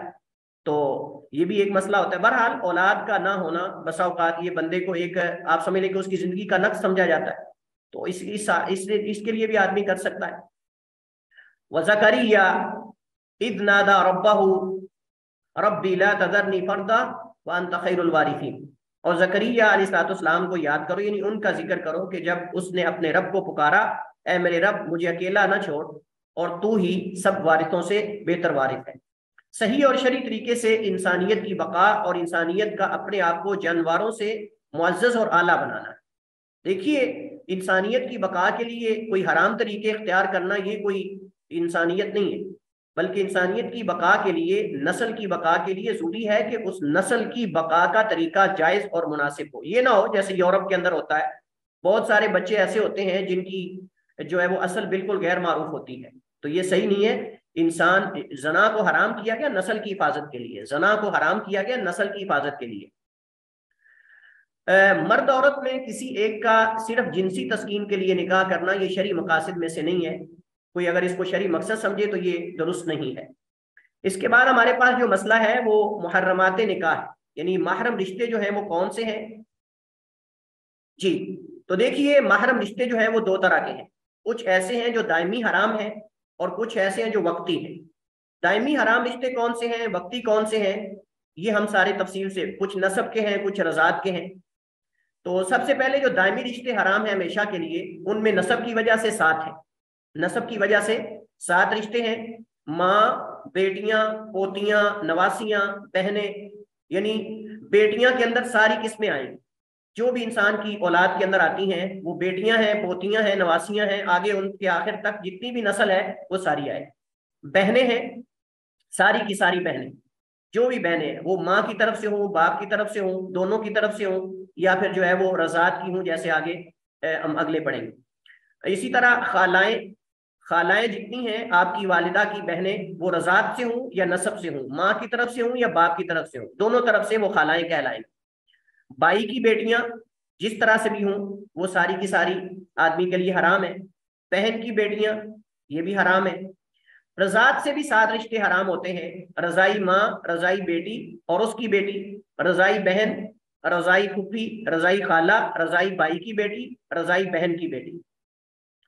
اس کے بعد نکاح کی وجہ سے جو رشتے حرام ہو جاتے ہیں، یعنی نکاح کرنے سے ہی آپ کے جو سسرالی رشتے ہیں وہ حرام ہو جاتے ہیں، اس میں باپ اور دادا کی بیوی، باپ اور دادا کی بیوی، بیٹیوں اور پوتوں کی بیویاں جی۔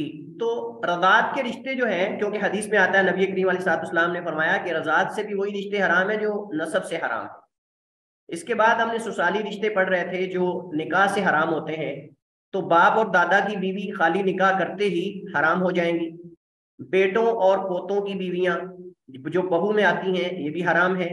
بیوی کی ماں اور دادی و نانی یہ ساری بھی اس کے اندر آئیں گی، یعنی بیوی کی، ہم بیوی کی بات کر رہے ہیں، بیوی کی والدہ اور اس کی دادی اور اس کی نانی جو کے اندر لفظ کے اندر آتی ہیں، وہ جدہ ہو دونوں طرف سے یا والدہ ہو، جو بھی ہے وہ ساری اس کے اندر وہ حرام ہے۔ اور یہاں یہ بات ذہن میں رہے کہ جس عورت سے نکاح ہو جائے، خالی نکاح ہوتے ہی اس کی یہ تینوں رشتہ دار جو ہیں وہ حرام ہو جائیں گے، مطلب اس کی بیوی کی ماں اور اس کی دادی اور نانی۔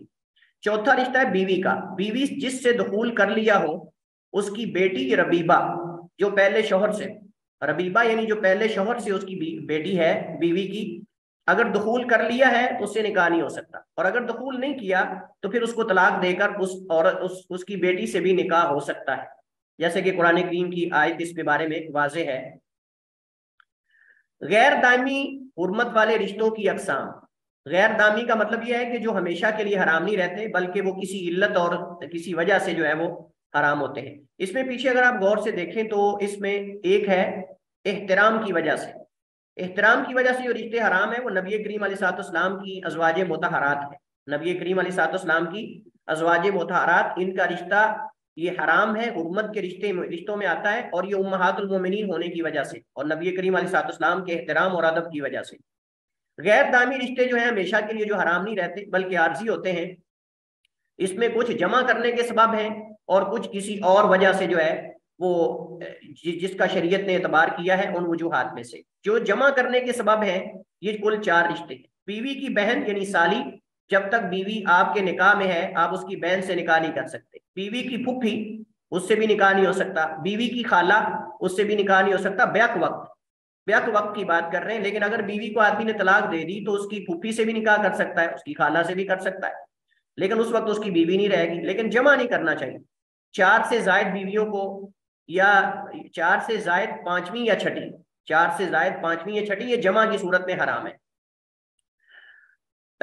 کسی وجہ اور سے، اور وہ کیا ہو سکتی ہے؟ نکاح حرام ہے۔ شادی شدہ عورت ہو تو شادی شدہ عورت سے قرآن کریم میں محصنات کا ذکر آیا ہے، شادی شدہ عورت کے ساتھ نکاح نہیں ہو سکتا۔ جو عورت عدت میں ہو اس سے نکاح نہیں ہو سکتا۔ سابقہ بیوی سے جسے 3 طلاقیں دے دی ہوں، جب تک وہ آگے نکاح نہ کرے اس سے نکاح نہیں ہو سکتا۔ جو عورت حالت احرام میں ہو اس سے نکاح نہیں ہو سکتا جب تک اس کا حج یا عمرہ مکمل نہ ہو جائے۔ زانیہ عورت حتیٰ کہ توبہ کر لے۔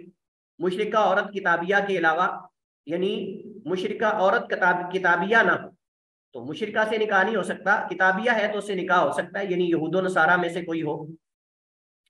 جس عورت سے باپ یا دادا نے نکاح کیا ہو، دخول کیا ہو یا نہ، اس نکاح سے ہمیشہ کے لیے وہ حرام ہو جاتی ہے۔ کسی عورت سے عقد نکاح کرنے سے اس کی ماں، دادی، نانی اس عورت کے شوہر کے لیے ہمیشہ کے لیے حرام ہے، دخول ہو یا نہ۔ لعان سے مراد بیوی کا ایک دوسرے پر لعنت کرنا ہے، اور اس کی تفصیل اللہ تعالیٰ کے اس فرمان میں ہے، والذین یرمون ازواجہم ولم یکن لہم شہداء الا انفسہم فشہادت احدہم 4 شہادات باللہ، کہ جو اپنی بیویوں پر الزام لگاتے ہیں، تہمت لگاتے ہیں، اور ان کے پاس گواہ بھی نہیں ہے مگر وہ صرف خود گواہ ہے، کوئی اور نہیں۔ فشہادت احدہم 4 شہادات باللہ، تو ان میں سے ہر ایک کا یہ گواہی دینا ہے اللہ تعالیٰ کی، شہادت باللہ، اللہ تعالیٰ کی 4 دفعہ یعنی قسم اٹھانا ہے، کیا انہ لمن الصادقین، کہ وہ سچوں میں سے ہے۔ جس شوہر نے اپنی بیوی پر الزام لگایا ہے وہ 4 دفعہ اللہ کی قسم اٹھا کر کہے گا کہ میں سچا ہوں۔ یہ لعان ہے، کیونکہ صاف ظاہر ہے کہ میاں بیوی کا معاملہ ہے۔ ویسے تو اگر کوئی عورت پر زنا کا الزام لگاتا ہے تو 4 گواہ نہ ہو تو ان کو جو ہے وہ حد قذف لگے گی، حد قذف۔ لیکن چونکہ میاں بیوی کا مسئلہ ہے، کوئی اپنی بیوی پر جلدی سے الزام نہیں لگا سکتا، تو اس کے اندر صاف ظاہر ہے کہ کوئی حقیقت ہو سکتی، امکان ہے۔ تو اس وجہ سے اب عورت سے حد زنا کو ٹالنے کے لیے اور آدمی سے حد قذف کو ٹالنے کے لیے لعان کا طریقہ مشروع کیا گیا ہے۔ تو آدمی 4 دفعہ اللہ کی قسم اٹھا کر کہے گا کہ میں سچا ہوں۔ 5ویں دفعہ کہے گا والخامسۃ ان لعنت اللہ علیہ ان کان من الکاذبین، 5ویں دفعہ کہے گا کہ اللہ کی لعنت اس پر ہو اگر وہ جھوٹا ہو۔ ویدرأ عنہا العذاب، اور اس سے ہٹائے گا وہ عذاب، اور وہ یہ ہے کہ ان تشہد 4 شہادات باللہ، کہ وہ 4 دفعہ اللہ کے نام کی قسم اٹھائے گی اور وہ کہے گی انہ لمن الکاذبین، اس کا شوہر جھوٹوں میں سے ہے، یعنی وہ میرے اوپر جھوٹا الزام لگا رہا ہے۔ اور 5ویں دفعہ کہے گی والخامسۃ ان غضب اللہ علیہ ان کان من الصادقین، اس عورت پر اللہ کا غضب ہو اگر اس کا شوہر سچا ہو، سچوں میں سے ہو۔ تو اس کے بعد دونوں کے درمیان جدائی کر دی جائے گی، ان کو جدا کر دیا جائے گا، ہمیشہ ہمیشہ کے لیے ایک دوسرے پر حرام ہو جائے گے۔ محرم رشتوں کے دلائل مدرجہ ذیل ہیں۔ ارشاد باری تعالیٰ ہے وَلَا تَنْكِحُوا مَا نَكَحَ آبَاؤُكُم مِّنَ النِّسَاءِ إِلَّا مَا قَدْ سَلَفَ إِلَى آخر الآیات، اس کو آپ پڑھ لیں اور اس کے اندر دلائل موجود ہیں، سورہ نساء آیت نمبر 22-23۔ حضرت ابو ہریرہ رضی اللہ تعالیٰ عنہ سے روایت ہے، وہ بیان کرتے ہیں بے شک رسول کریم علیہ الصلوۃ والسلام نے فرمایا لا یجمع بین المرأۃ و عمتها ولا بین المرأۃ و خالتها، عورت اور اس کی پھوپھی اور اس کی خالہ کے درمیان ان دونوں کو اکٹھا کرنا جائز نہیں، یعنی بیوی کے ساتھ اس کی خالہ کو یا اس کی پھوپھی کو نکاح میں رکھنا یہ جائز نہیں ہے۔ حضرت عائشہ ام المؤمنین سے روایت ہے، فرماتی ہیں قال علی رسول اللہ صلی اللہ علیہ وسلم، مجھے اللہ کے نبی علیہ الصلوۃ والسلام نے فرمایا یحرم من الرضاعۃ ما یحرم من الولادہ، کہ رضاعت سے وہی رشتے حرام ہوتے ہیں جو ولادت یعنی نسب وغیرہ سے حرام ہوتے ہیں، اور وہ ہم نے پڑھ لیا کہ 7 رشتے ہیں۔ ان عائشہ ام المؤمنین رضی اللہ تعالی عنہا انها قالت كان فيما انزل من القرآن 10 رضاعات معلومات يحرمنا ثم نسخنا ب5 معلومات فتوفي رسول اللہ صلی اللہ علیہ وسلم وهن فيما يقرأ من القرآن۔ پہلے 10 دفعہ رضاعت دودھ پینے سے ثابت ہوتی تھی، پھر 5 بار کو منسوخ کر دیا گیا اور 5 بار سے دودھ پینے سے رضاعت ثابت ہو جاتی تھی۔ یہ حدیث ہے رضاعت کے مسئلے کے بارے میں۔ اللہ کے نبی صلی اللہ علیہ وسلم فوت ہوئے تو یہ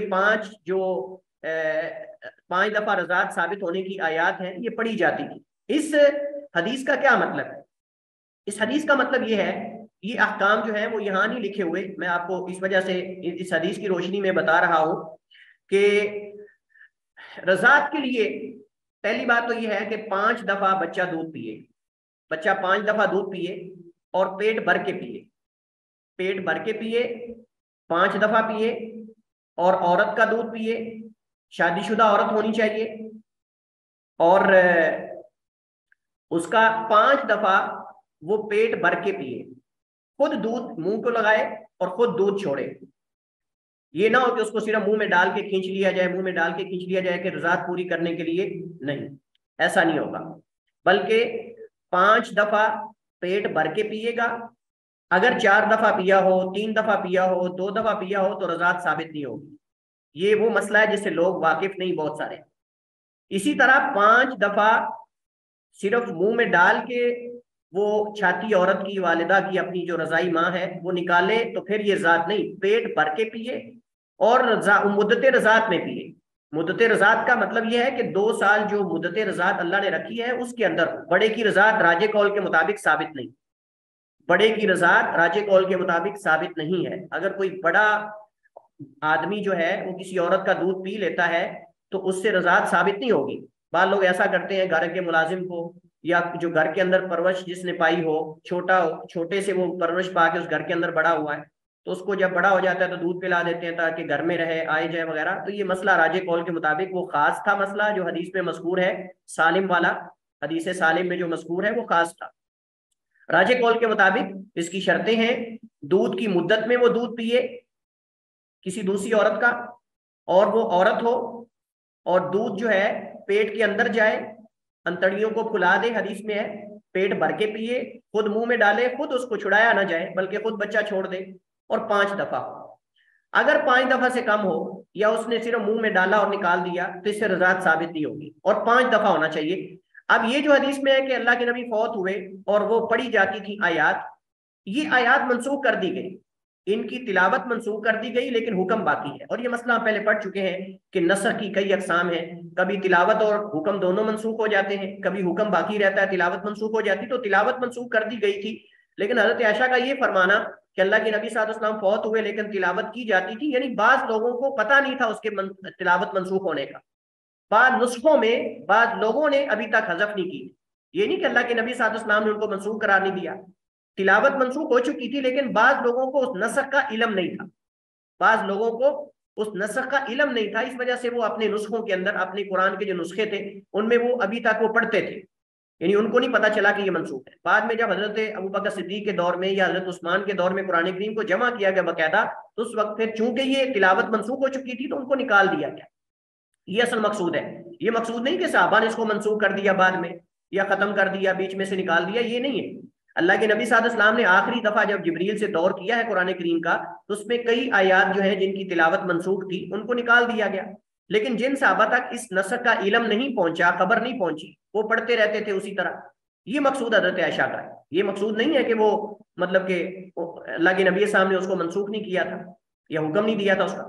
عبداللہ ابن عمر سے روایت ہے، یہ 4 سے زائد بیویاں رکھنے کے حوالے سے عبداللہ ابن عمر رضی اللہ تعالیٰ عنہ سے روایت ہے، انا غیلان ابن سلمہ الثقفی اسلم ولہ عشر نسوۃ فی الجاہلیہ، غیلان بن سلمہ الثقفی جو ہے وہ مسلمان ہوئے تو ان کے پاس نکاح میں 10 بیویاں تھیں، اللہ اکبر کبیرہ، 10 بیویاں تھیں جاہلیت میں، فاسلمن معہ، اور مزے کی بات کہ 10 کی 10 ہی مسلمان ہو گئے۔ اب مسئلہ بڑا پریشان کون ہے کہ ایک بندہ 10 بیویاں اس کے تحت ہوں اور 10 کی 10 مسلمان بھی ہو جائیں، تو اب کیا کریں؟ فامرہ النبی صلی اللہ علیہ وسلم، اللہ کے نبی نے اسے حکم دیا ان یتخیر اربعا منہن، کہ ان میں سے 4 جو ہے ان کو اختیار کر لے، ان میں سے 4 اختیار کر لے۔ اس کی تفصیلات احادیث کے اندر موجود ہیں کہ اس نے کون سی 4 اختیار کی۔ بعض حدیث میں آتا ہے کہ اس نے جو ان سے پہلے نکاح کیا تھا ان کو اختیار کیا، تو بعض میں اور بھی، لیکن اس حدیث میں کلام ہے بہرحال۔ لیکن یہ حدیث صحیح ہے کہ ان کو اللہ کے نبی نے کہا تھا کہ تم 4 ان میں سے اختیار کر لو اور باقی کو جو ہے وہ طلاق دے دو۔ تو چونکہ یہ شرعی مسئلہ ہے، اللہ تعالیٰ کا حکم ہے، تو اس وجہ سے 4 سے زائد آدمی نکاح نہیں کر سکتا۔ یہ ترمذی وغیرہ کی حدیث ہے اور حدیث صحیح ہے۔ اس کے ساتھ یہ ہمارے کچھ احکام ہیں۔ اس کے بعد دوسرا حصہ ہے آج کے ہمارے موضوع کا، اس کو ہم پڑھتے ہیں۔ میں آپ کے ساتھ اسکرین شیئر کر رہا ہوں، اس میں مباشرت اور معاشرت کے کچھ احکام ہیں اور طلاق کے کچھ احکام ہیں۔ اس کے بعد ہمارے پاس اسی ہمارے آج کے موضوع کا دوسرا حصہ ہے۔ چونکہ فائل کافی بڑی ہو جانی تھی، اس وجہ سے میں نے اس کی دوسری فائل بنائی ہے۔ اصل میں اس کو PDF کر کے اپلوڈ کرنے کے مسائل ہیں، اس وجہ سے دوسرے حصے میں اس کو تقسیم کیا۔ تو معاشرت اور مباشرت کے آداب، اور اس کے ساتھ پھر طلاق اور طلاق کے کچھ احکام ہیں ہمارے ساتھ۔ تو معاشرت یا عشرت کی تعریف، اہمیت اور آداب۔ معاشرت عشرت سے ہے اور یہ معاشر اور عشیرہ سے ماخوذ ہے، جس کا معنی ہے اجتماع یا اکٹھ۔ اصطلاح میں معاشرت سے مراد زوجین کا ایک دوسرے سے تعامل، رویہ، سلوک ہے، یعنی آدمی اپنی بیوی سے اور عورت اپنے شوہر کے ساتھ زندگی کیسے گزارے۔ یہ بہت انتہائی ضروری ہے، دونوں مسلمان مرد ہو یا مسلمان عورت ہو، دونوں زوجین کو ان آداب سے آگاہ ہونا ان کے لیے یہ بہت ضروری ہے۔ یہ باب اس وجہ سے انتہائی اہمیت کا حامل ہے، جیسے میں نے پہلے اس طرف اشارہ کیا، کیونکہ میاں بیوی کے درمیان مودت اور محبت اسی کی بنا پر قائم رہ سکتی ہے، اسی کی بنیاد پر زوجین سعادت والی زندگی گزارتے ہیں، اور اس کا اثر صرف زوجین تک محدود نہیں رہتا بلکہ آگے اولاد تک بھی متعدی ہوتا ہے۔ اگر میاں بیوی روزانہ جھگڑتے رہتے ہیں، ان کی آپس میں بد کلامی، بد زبانی، جھگڑا، اختلافات، بہمی نچاکی اگر رہتی ہے، تو اس سے اولاد کے اندر یہ چیزیں منتقل ہوتی ہیں۔ یہ منتقل ہوتی ہیں، وہ بیٹے ہوں یا بیٹیاں ہوں۔ جو باپ ہوتا ہے اس کا جو رویہ ہوتا ہے وہ اس کے بیٹوں کے اندر منتقل ہوتا ہے، اور والدہ کا رویہ اس کی بیٹیوں کے اندر منتقل ہوتا ہے۔ اگر والدہ اپنے شوہر کا احترام نہیں کرتی، یعنی اس بچی کے والد کا، اور اس کے ساتھ بے ادبی اور بدتمیزی کے ساتھ اکھڑ مزاجی کے ساتھ پیش آتی ہے، تو وہ بیٹی آگے اپنے شوہر کے ساتھ اسی طرح کرے گی جیسے اپنی ماں کو دیکھ رہی۔ اور اسی طرح اگر کوئی شوہر اپنی بیوی کے ساتھ بدتمیزی کرتا ہے، بد اخلاقی سے اور اکھڑ مزاجی سے پیش آتا ہے، اور اس کو برا بلا کہتا ہے، گالی دینے مارنے تک سے بھی گریز نہیں کرتا، تو اس کا بیٹا بھی آگے جو ہے وہ اسی طرح ہی ہوگا۔ تو یہ چیزیں بسا اوقات آگے نسل در نسل منتقل ہوتی ہیں۔ اس وجہ سے اگر میاں بیوی خود اپنے آپ کو سدھار لیتے ہیں، بہتر کر لیتے ہیں، تو ایک پوری نسل کو بہتر کرنا ہے، اور ان کے اندر یہ عادات جو ہیں اچھی ہیں تو اچھی ہیں، بری ہیں تو بری منتقل ہوتی ہیں۔ اس وجہ سے ہمارے یہاں بہت لوگ ان چیزوں کو توجہ نہیں دیتے اور ان چیزوں کو اگنور کر دیتے ہیں، نظر انداز کر دیتے ہیں، اور وہ سمجھتے ہیں کہ بس نکاح کر لیا اور بس ٹھیک ہے، شہوت کو پورا کیا اور سائڈ پہ ہو گیا، بس ٹھیک ہے۔ آداب اور ایک دوسرے کے حقوق اور جو ایک یعنی آپس میں ایک دوسرے کی عزت اور احترام ہے، اس کا کوئی عمل دخل نہیں اس کے ساتھ۔ حالانکہ نکاح کرنا خالی مقصود نہیں ہے، اس کے اندر حقوق کو ادا کرنا اور رویے اور یہ چیزیں بہت ان کی مداخلت اور جو ہے وہ ان کا عمل دخل ہوتا ہے۔ میں کہتا ہوں کہ آپ کا آپ کی بیوی اور بہو سے رویہ اور تعامل وہ ہونا چاہیے جو آپ اپنی بیٹی کے لیے اس کے شوہر سے چاہتے ہیں۔ کیا آپ چاہتے ہیں کہ کوئی شخص آپ کی بیٹی بہن سے سختی اور بد اخلاقی والا معاملہ کرے؟ یقیناً نہیں۔ تو پھر اپنی بیوی اور بہو سے بھی ایسا کرنے سے گریز کریں۔ جو آپ اپنی بیٹی بہن کے حق میں قبول نہیں کرتے، وہ بھی کسی کی بیٹی ہے، کسی کی بہن ہے، وہ بھی آخر صاف ظاہر ہے کہ ایک عورت ہے۔ تو اس وجہ سے عموماً لوگ انسان دوسروں سے تو چاہتے ہیں کہ لوگ ان کی بیٹی کے ساتھ، ان کی بہن کے ساتھ جو ہے وہ رویہ جو ہے وہ انسانوں والا رکھیں اور اس کو اس کے حق دیں اور اس کی عزت کریں، احترام کریں، لیکن خود جو اس کے نکاح کے اندر دوسرے کی بہن بیٹی ہے اس کو نظر انداز کر دیتے ہیں۔ اس کا مطلب یہ کہ ان لوگوں کو ان آداب کی ضرورت ہے۔ ان معاشرتی انسانوں کے جو آپس میں رہنے سہنے کے آداب ہیں ان سے واقفیت کی ضرورت ہے. یہ علم کی کمی ہے, یہ جہالت پر مبنی چیزیں ہیں. اس وجہ سے اسی طرح اگر ساس ہے تو وہ چاہتی ہے کہ میری بہو جو ہے وہ میرے ساتھ اچھا رویہ رکھے, لیکن جو ہے وہ خود اس کے لیے ماں بن کے نہیں دکھا رہی. اسی طرح بہو جو ہے وہ چاہتی ہے کہ میری ساس میرے ساتھ ماں والا رویہ کرے, لیکن اس کو ماں سمجھتی نہیں. یہ دونوں طرف سے افراط و تفریط کا شکار ہیں لوگ. تو اس وجہ سے یہ انتہائی ضروری ہے. میں آپ کے سامنے ذرا ایک جو ہے وہ اس ہمارے موضوع کے حوالے سے بڑی ہی دردناک حدیث آپ کے سامنے رکھنا چاہتا ہوں. حضرت ابو امامہ باہلی رضی اللہ تعالیٰ عنہ روایت کرتے ہیں, ان فتن شابا اتى النبی صلی اللہ علیہ وسلم فقال, ایک نوجوان آدمی اللہ کے نبی کے پاس آیا اور آ کر کہنے لگا, اللہ کے رسول اذن لی بالزنا, اللہ کے رسول مجھے زنا کی اجازت ہو. پرے مجمع کے اندر بڑی حیران کن بات تھی یہ. اگر کوئی ہمارے سامنے اس طرح کی بات کرے تو ہمارے ہاں تو لوگ ڈانٹ دیتے ہیں اور اس کی بدنامی اور بے عزت کر دیتے ہیں, لیکن اللہ کے نبی کا آپ دیکھیں اخلاق عالیہ کے مالک نبی ہیں, آپ نے اس کے ساتھ کیسا تعامل کیا. فاقبل القوم علیہ فزجروہ, لوگ اس کی طرف متوجہ ہوئے اور اسے برا بھلا بھی کہا, ڈانٹا بھی لوگوں نے. وقالوا, اور انہوں نے کہا, مہ رک جاؤ, یہ کیا کام کر رہے ہو تم. فقال, اللہ کے نبی نے فرمایا, ادنو, قریب, میرے قریب ہو جاؤ. فدنا منہ قریبا, اللہ کے نبی کے انتہائی قریب ہو گیا یہ نوجوان. قال, راوی کہتے ہیں فجلس, بیٹھ گیا. قال, آپ نے فرمایا, اتحبہ لامک, کیا تم یہ جو زنا کرنا چاہتے ہو, تم چاہتے ہو کہ تمہاری ماں کے ساتھ کوئی زنا کرے. قال لا واللہ, کہ اللہ کی قسم نہیں, ایسا میں کبھی گوارا نہیں کرتا. جعلنی اللہ فداک, اللہ مجھے آپ پہ قربان کر دے. قال, آپ نے فرمایا, ولن الناس یحبونہ لامہاتہم, جس عورت سے آپ زنا کا ارادہ رکھتے ہیں وہ بھی کسی کی ماں ہے, اور لوگ اپنی ماؤں کے ساتھ ایسا کرنا گوارا نہیں کرتے, ایسا ہونا. قال, پھر آپ نے پوچھا اس سے, اتحبہ لابنتک, اگر تیری بیٹی ہو اور اس کے ساتھ کوئی زنا کرنے کا ارادہ کرے تو کیا تم زنا کرنے کے لیے راضی ہوگی کہ کوئی اس کے ساتھ زنا کرے. قال لا, کہنے لگا, نہیں, اللہ کی قسم, ہرگز نہیں. اے اللہ کے رسول, اللہ مجھے آپ پہ قربان کر دے. آپ نے فرمایا, ولن الناس یحبونہ لبناتہم, تو لوگ بھی اپنی بیٹیوں کے ساتھ کسی کو بدکاری کرنا دیکھنا گوارا نہیں کرتے. جیسے آپ کی بیٹی کے ساتھ کوئی آپ نہیں چاہتے کہ کرے, تو ایسے دوسری بھی تو کسی کی بیٹیاں ہیں. قال افتحبہ لاختک, کیا اپنی بہن کے ساتھ آپ بدکاری ہوتے دیکھنا گوارا کرتے ہیں. قال لا واللہ, اس نے کہا نہیں, اللہ کی قسم, ایسا نہیں, اللہ مجھے آپ پہ قربان کر دے. فرمایا, ولن الناس یحبونہ لاخواتہم, تو پھر لوگ بھی اپنی بہنوں کے ساتھ ایسا ہونا گوارا نہیں کرتے.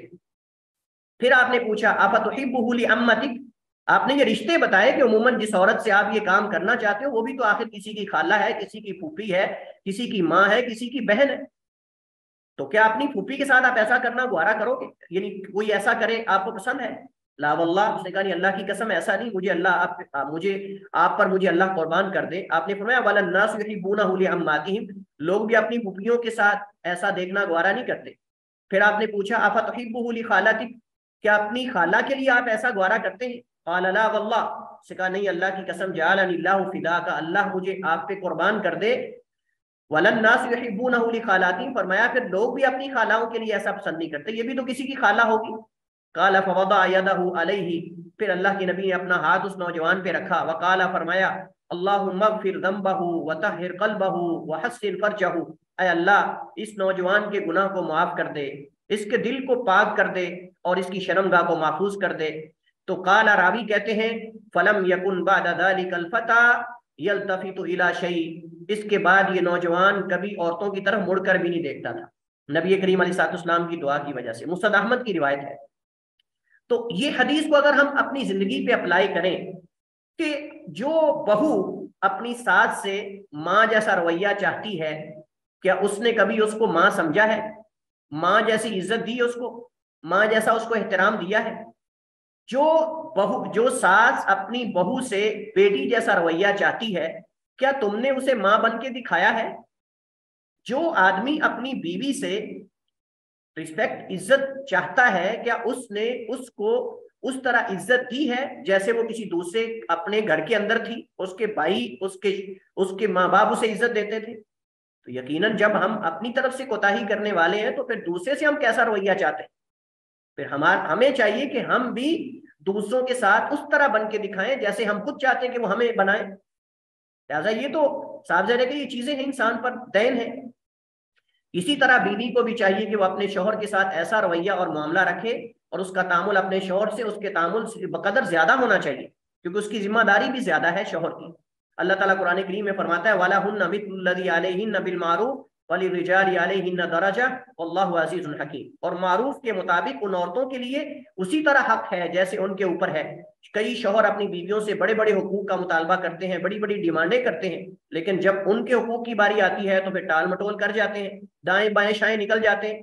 تو نہیں، ایسا نہیں ہوگا، بلکہ اللہ تعالیٰ نے قرآن کریم میں واضح طور پر فرمایا کہ ان کے بھی حقوق اور ذمہ داریاں تمہارے اوپر ہیں جیسے تمہارے ان پر ہے۔ اور اللہ نے فرمایا مثل الذی، برابر کے ہیں، یہ نہ سمجھو تم کہ وہ مطلب کہ ان کے یعنی تمہارے حقوق ہیں اور تم سمجھو کہ ان کے تمہارے اوپر حقوق نہیں۔ اس آیت کریمہ سے بھی ہمیں یہ معلوم ہوا کہ میاں بیوی میں سے ہر ایک کے ذمے بھی حقوق ہیں اور اس کے بھی حقوق ہیں، اور ان کی ادائیگی ہر ایک پر عرف کے مطابق واجب ہے۔ زوجین میں ہر ایک کو چاہیے کہ وہ خدمت کرتے وقت احتساب اور ثواب اور قرب الہی اور رضا الہی کی نیت رکھے۔ تو زوجین میں ہر ایک کو چاہیے کہ وہ خدمت کرتے وقت احتساب، ثواب اور قرب الہی اور رضا الہی کی نیت رکھے۔ یقین جانیے دونوں کے لیے اللہ نے بہت بڑا اجر و ثواب رکھا ہے۔ نبی کریم علیہ الصلوۃ والسلام نے فرمایا کہ تم میں سے کسی کا اپنی بیوی کے منہ میں کھانے کا ایک لقمہ رکھنا بھی تمہارے لیے اجر و ثواب کا، حالانکہ شوہر یہ واجب ادا کر رہا ہے، شوہر پر یہ نان و نفقہ دینا، بیوی کو خرچ دینا یہ واجب ہے، لیکن آپ اندازہ کریں شریعت اسلامیہ کی، اللہ تعالیٰ کی رحمت اور اللہ تعالیٰ کے فضل کا اندازہ لگائیں کہ وہ اپنا واجب ادا کر رہا ہے لیکن اس پر اس کو ایک لقمہ بھی بیوی کے منہ کے اندر رکھنے کا اجر و ثواب ملتا ہے۔ اور اسی طرح نبی صلی اللہ علیہ وسلم نے فرمایا کہ جو عورت اپنے شوہر کے حقوق ادا کرتی ہے، 5 وقت کی نمازیں پڑھتی ہے، روزے رکھتی ہے، فرائض ادا کرتی ہے، وہ جنت میں اللہ اس کو فرماتا ہے تدخل من ایھا شاء، جس دروازے سے چاہے وہ داخل ہو جائے، اس کے لیے 8 دروازے جنت کے کھول دیے جاتے ہیں۔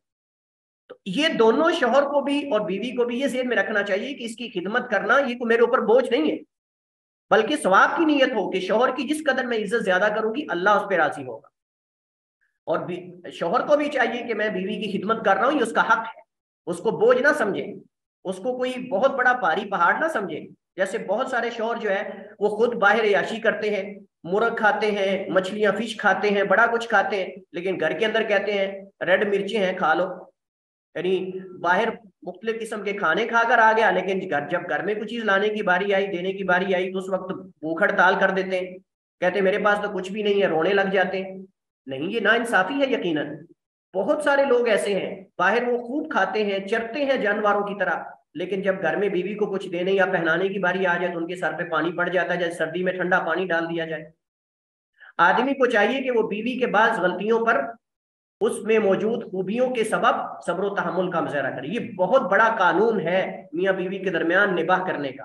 عورت عورت ہے، نبی کریم علیہ السلام کی حدیث واضح ہے کہ ٹیڑھی پسلی کی طرح ہے، اور اس کا سب سے ٹیڑھا حصہ اوپر والا یعنی اس کی زبان ہے۔ بس اوقات عورت کے اندر سخت مزاجی، زبان کے اندر بے احتیاطی ہو جاتی ہے، لیکن آدمی کو سیدھا ایک اس کی غلطی لے کر طلاق نہیں دے دینی چاہیے، اس کو مارنا پیٹنا، اس کے ساتھ برا رویہ اختیار کرنا، اس کی خوبیوں کی طرف فوراً نظر دوڑائیں۔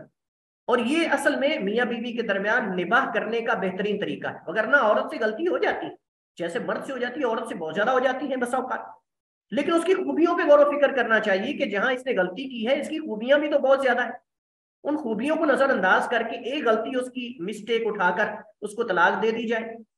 یہ چیز بہت ساری ہمارے معاشرے کے اندر جس پہ شوہر اور مرد جو ہے وہ نظر نہیں ڈالتے، اس کی ایک غلطی کے انتظار میں ہوتے ہیں کہ اس سے کوئی غلطی ہو جس کو لے کر اس کو طلاق دے دے یا اس کو مارے، اس کو جو ہے وہ اس کو تانے دے اور اس کے ساتھ برا بلا جو ہے وہ غلط رویہ اختیار کرے۔ اللہ تعالیٰ قرآن کریم میں فرماتا ہے کہ وَعَاشِرُوهُنَّ بِالْمَعْرُوفِ، اور تم ان کے ساتھ عرف کے مطابق زندگی گزارو اچھے طریقے سے۔ فَإِن كَرِهْتُمُوهُنَّ، بس اگر تم انہیں ناپسند کرو، فَعَسَىٰ أَن تَكْرَهُوا شَيْئًا وَيَجْعَلَ اللَّهُ فِيهِ خَيْرًا كَثِيرًا، بس قریب ہے کہ تم کسی چیز کو ناپسند کرو اور اللہ اس میں بہت بھلائی رکھ دے۔ اللہ اس سے آپ کو کوئی ایسی اولاد دینا چاہتا ہو جو کل کو محدث، امام، فقیہ اور زمانے کا بہت انسان بننے والا ہو، امت کو فائدہ دینے والا ہو، آپ نہیں جانتے۔ ایسا ہوتا ہے بسا اوقات، میاں بیوی کے درمیان نچاکی ہوتی ہے، اختلافات ہوتے ہیں، لیکن اللہ اس سے ایسی اولاد دیتا ہے جو معاشرے کے اندر دونوں کا نام روشن کرتے ہیں، دین کی خدمت کرتے ہیں اور ان کے لیے صدقہ جاریہ بن جاتے ہیں۔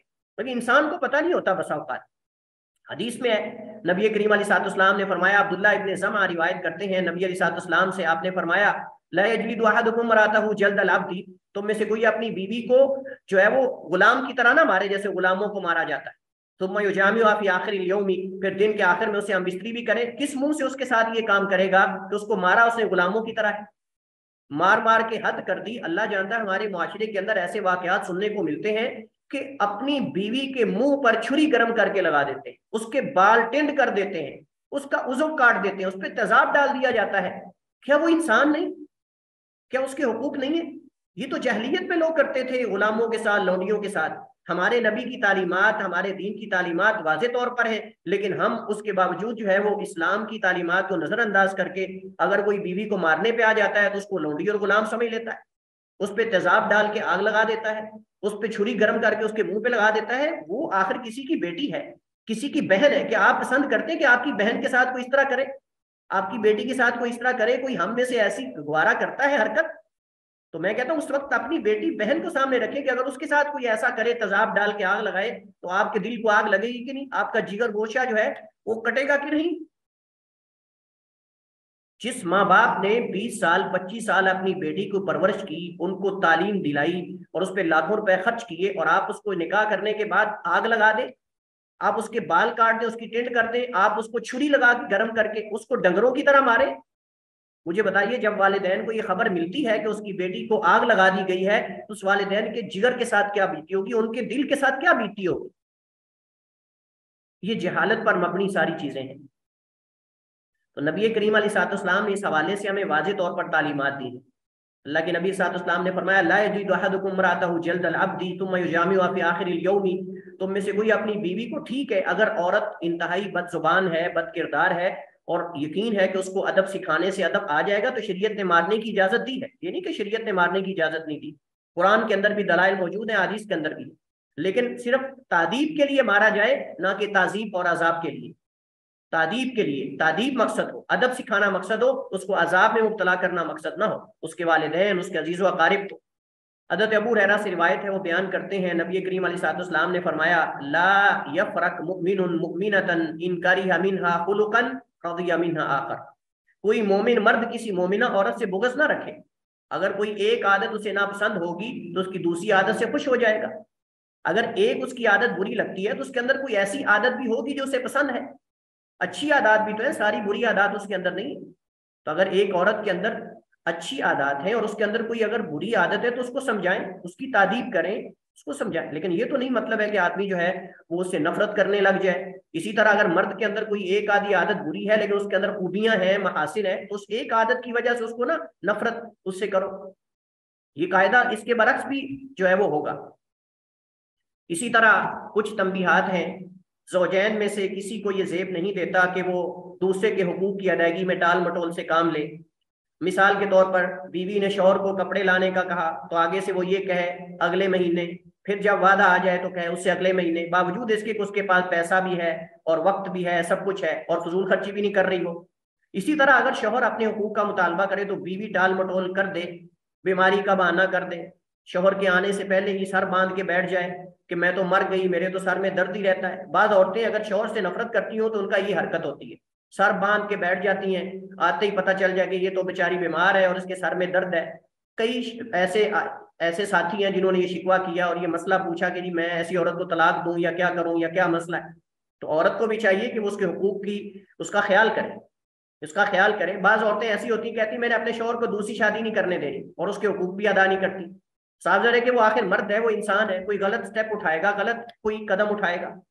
سر باندھ کے روزانہ عورت بیٹھ جائے اور کہے کہ میں نے تمہیں دوسری شادی بھی نہیں کرنے دینی اور سر باندھ کے بیٹھا رہنا ہے، تو یہ اس کو عذاب میں مبتلا کرنے والی بات ہے، اور کیا ہے۔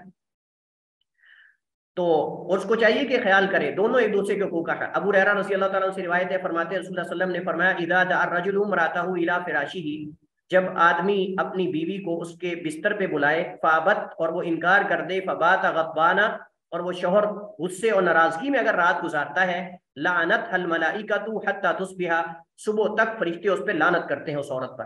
صحیح بخاری اور صحیح مسلم کی روایت ہے۔ اور اسی طرح شوہر کو بھی چاہیے کہ وہ بھی عورت کی طبیعت اور اس کی جو صحت ہے اس کا خیال کرے۔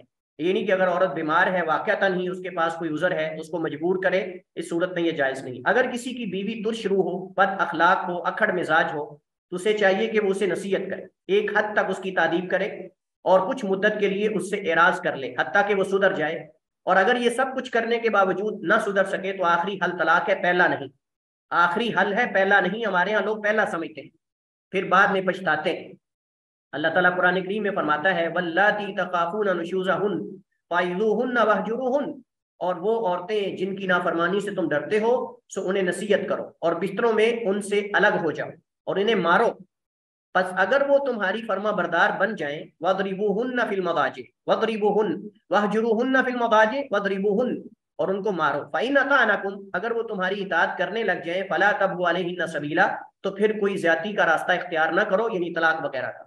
خلاصہ کلام یہ ہے کہ میاں بیوی کے حسن عشرت کے تین چیزیں حرام، جس کی ادائیگی واجب ہو اس سے روکنا یہ حرام ہے، حقوق کی ادائیگی میں ٹال مٹول کرنا حرام ہے، ادائیگی کے وقت ناپسندیدگی کا اظہار کرنا یہ بھی درست نہیں ہے، کیونکہ حق ادا کر رہے ہیں آپ۔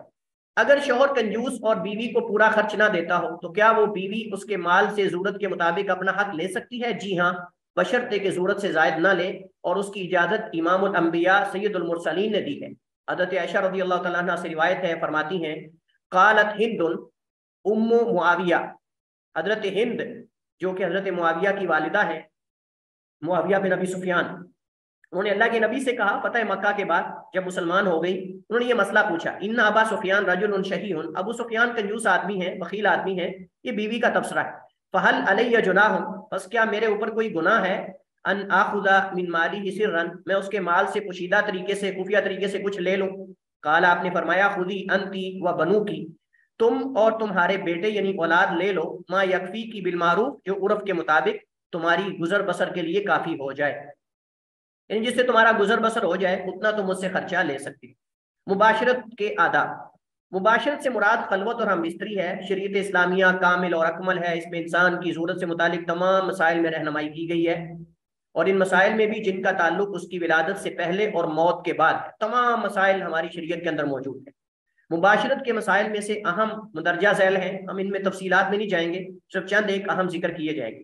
پہلی رات کسی بیماری یا عذر کے سبب جب زوجین میں سے کوئی دوسرے سے ہم بستری کو مؤخر کرنے کا مطالبہ کرے تو اسے مہلت دینی چاہیے، اور مہلت مانگنے والے کو چاہیے کہ وہ عذر پیش کرے کہ کیوں نہیں، کیونکہ عموماً ہمارے ہاں یہ غلط روش ہے، بعض خاندانوں کے اندر جب پہلی رات ہوتی ہے تو بڑے عجیب و غریب قسم کے شگوفے اور مسائل، اور والدین پوچھتے ہیں لڑکی کے بھی، اور ادھر لڑکے کے دوست پوچھتے ہیں، اور وہ سمجھتا ہے کہ میرے اوپر واجب ہے، حالانکہ بسا اوقات بعض عورتیں ڈری ہوتی ہیں، بعض بیمار ہوتی ہیں، بعض کے کئی مسائل ہوتی ہیں، اس طرح مردوں کے بھی کچھ مسائل ہوتے ہیں، اور اگر وہ نہ کر سکیں، اگر وہ عذر پیش کریں تو اس کو بیمار سمجھا جاتا ہے، اس طرح کے مسائل سمجھتے ہیں کہ پہلی رات کرنا ضروری اور واجب ہے، اور اس سے طلاقیں ہو جاتی ہیں، اس سے طلاقیں ہو جاتی ہیں۔ میں آپ کو یہ صحیح واقعہ بتا رہا ہوں، ہمارے علاقے کے اندر ایک عورت نے جو ہے وہ اپنے شوہر کو کاٹ کر اس کو دانتوں سے کاٹا اور بھاگ گئی، مطلب بازار میں نکل آئی، لوگوں نے کہا کیا مسئلہ ہے جی، وہ بڑا مسئلہ ان کا بنا ایشو۔ تو اس وجہ سے یہ چیزیں، یہ جہالت ہے اور ان چیزوں سے عدم واقفیت ہے۔ لیکن یہ ہے کہ اگر وہ عورت معذرت کر رہی ہے یا مرد، تو اس کو اپنا عذر بتانا چاہیے تاکہ کوئی بدگمانی اور اس طرح کی چیزیں پیدا نہ ہوں، کہیں طلاق نہ واقع ہو جائے اگلے دن، حسن عشرت سے پیش آئے۔ وعاشروہن بالمعروف، یہ اس میں آتا ہے، یہ بھی اسی میں آتا ہے، وعاشروہن بالمعروف کے اندر آتا ہے۔ شوہر کے لیے اپنی بیوی سے ہم بستری کرنا مباح ہے، بشرطے کہ وہ جماع حرام جگہ اور حالات میں، یعنی حرام جگہ پہ نہ ہو، حلال جگہ پہ ہو، اور حرام حالات میں نہ ہو، مثلا وہ پچھلی شرمگاہ میں نہ ہو، عورت حالت حیض یا نفاس، فرضی روزے میں نہ ہو، اور دن اور رات کے کسی وقت بھی کی جا سکتی ہے ہم بستری، اس میں کوئی شریعت نے ممانعت نہیں رکھی۔ جس عورت سے نکاح ہو لیکن رخصتی نہ ہو شرعی اعتبار سے، تو اس سے ہم بستری کرنے میں کوئی حرج نہیں، البتہ عرفی اعتبار سے جو ہے وہ معیوب ہے، لہٰذا اس صورت میں جماع سے گریز کریں، البتہ اس کے مقدمات کر لینے میں کوئی حرج نہیں۔ اس کی وجہ یہ ہے کہ اگر شوہر نے نکاح کے بعد رخصتی سے قبل عورت سے دخول کر لیا، اللہ نہ کرے اس کے بعد کسی حادثے میں فوت ہو گیا اور وہ عورت حاملہ ہو گئی، تو اس کے لیے بدنامی کا سبب ہوگا، کیونکہ لوگ اسے کسی اور شخص سے بدکاری کا الزام دیں گے عورت کو، اور وہ کہے گی نہیں ہم دونوں میاں بیوی ملے ہیں، صاحب ظاہر ہے کہ اس کی گواہی دینے والا وہ بندہ تھا، وہ تو فوت ہو گیا، اب کون اس کو پاک دامن قرار دے گا، کون اس کی گواہی دے گا، یہ مسئلہ پیدا ہو سکتا ہے۔ لہٰذا اس صورت میں احتیاط بہتر ہے، عورت کو تکلیف اور اذیت پہنچانے کے لیے روکنا اور اس سے جبرن ہم بستری کرنا یہ جائز نہیں۔ اللہ تعالیٰ قرآن کریم میں فرماتا ہے وَلَا تُمْسِكُوهُنَّ ضِرَارًا لِتَعْتَدُوا وَمَن يَفْعَلْ ذَلِكَ فَقَدْ ظَلَمَ نَفْسَهُ، اور انہیں تکلیف دینے کے لیے نہ روکے رکھو تاکہ ان پر زیادتی کرو، اور جو ایسا کرے سو بلا شبہ اس نے اپنی جان پر ظلم کیا ہے۔ عورت سے کسی فرض کی ادائیگی کے وقت خلوت کا مطالبہ کرنا بھی جائز نہیں، مثلا نماز کے وقت یا حالت روزہ میں اس سے خلوت کا مطالبہ کرنا، اسے فرضی روزے سے روکنا، یہ جائز نہیں ہے۔ شوہر اپنی بیوی سے کسی بھی کیفیت اور پوزیشن میں ہم بستری کر سکتا ہے بشرطے کہ بچہ جنم لینے کی جگہ میں ہو۔ اللہ تعالیٰ قرآن کریم میں فرماتا ہے نساؤکم حرث لکم فاتوا حرثکم ان شئتم، تمہاری عورتیں تمہارے لیے کھیتی ہیں، سو اپنی کھیتی میں جس طرح چاہو تم جاؤ۔ حضرت محمد ابن المنکدر روایت کرتے ہیں سمیعت جابر رضی اللہ تعالیٰ عنہ قال کانت الیہود، حضرت جابر سے میں نے سنا وہ بیان کرتے ہیں کہ یہود یہ عقیدہ رکھتے تھے اذا جامعها من ورائها جاء الولد احول، کہ اگر آدمی اپنی بیوی سے پیچھے سے آگے کی طرف ہم بستری کرتا ہے تو وہ بچہ بھیگا پیدا ہوگا، ٹیڑھا پیدا ہوگا، ادھورا پیدا ہوگا، ناقص الاعضاء ہوگا۔ تو اللہ تعالیٰ نے یہ قرآن کریم کی آیت اتاری نساؤکم حرث لکم فاتوا حرثکم ان شئتم، کہ تمہاری عورتیں تمہارے لیے کھیتی ہیں، تم ان میں آؤ جیسے تم چاہو۔ ان شئتم کا مطلب جہاں سے آؤ، اور کیف شئتم جیسے چاہو۔ تو اس کے اندر مطلب یہ ہے کہ جو اصل مجامت اور بیج بونے کی جگہ ہے وہاں پہ ہونا چاہیے، کیونکہ کھیتی کے ساتھ تشبیہ ہے، لیکن اس میں جہاں سے بھی آدمی آئے۔ لیکن یہود کا جو نظریہ تھا کہ جو پیچھے سے ہم بستری کرے گا عورت کے، یعنی مطلب کہ جو رحم والی جگہ ہے اس میں، تو بچہ بھینگا پیدا ہوگا۔ تو اللہ تعالیٰ نے اس کے رد میں یہ آیت اتاری۔ مزید اس حوالے سے اگر آپ تفصیلات چاہتے ہیں تو تفسیر کی کتابوں کی طرف رجوع کریں، انشاءاللہ مزید اس میں آپ کو وضاحت مل جائے گی۔ اس کے بعد ہمارے پاس طلاق کے احکام و مسائل ہیں، ان میں سے ہم مکمل احکام و مسائل تو نہیں پڑھ سکتے، کچھ احکام اور مسائل جو ہیں اختصار سے ہم ان کو نظر سے گزارنے کی کوشش کریں گے۔ سب سے پہلے طلاق کی تعریف ہے، اور طلاق جو ہے یہ اطلق یطلق سے بھی آتا ہے، اور طلق یطلق تطلیق باب تفعیل اس سے تطلیق آتا ہے۔ یہ اطلق یطلق طلاق مصدر ہے جس کا معنی ہے بندھن کھولنا، چھوڑ دینا، چھوڑنا، ترک کر دینا وغیرہ عربی زبان میں۔ اور شرعی اعتبار سے طلاق سے مراد مخصوص الفاظ یا ان کا کنایہ بول کر اپنی بیوی سے نکاح کے بندھن یا ازواجی تعلق کو ختم کرنے کا نام جو ہے یہ طلاق ہے۔ طلاق کی مشروعیت کتاب و سنت اور اجماع امت سے ثابت ہے، اور قرآن کریم سے اس کی دلیل اللہ تعالیٰ کا یہ فرمان ہے الطلاق مرتان فامساک بمعروف او تسریح باحسان، کہ یہ طلاق رجی 2 بار ہے، پھر یا تو اچھے طریقے سے رکھ لینا ہے یا نیکی کے ساتھ اسے اچھے طریقے سے چھوڑ دینا ہے احسان کر کے۔ لا جناح علیکم ان طلقتم النساء ما لم تمسوهن او تفرضوا لهن فریضہ، تم پر کوئی گناہ نہیں اگر تم عورتوں کو طلاق دے دو جب تک تم نے انہیں ہاتھ نہ لگایا، یعنی ان سے خلوت اختیار نہ کی ہو یا ان کے لیے کوئی حق مہر مقرر نہ کیا ہو۔ سنت میں حضرت عبداللہ ابن عمر رضی اللہ تعالیٰ عنہما کی معروف حدیث ہے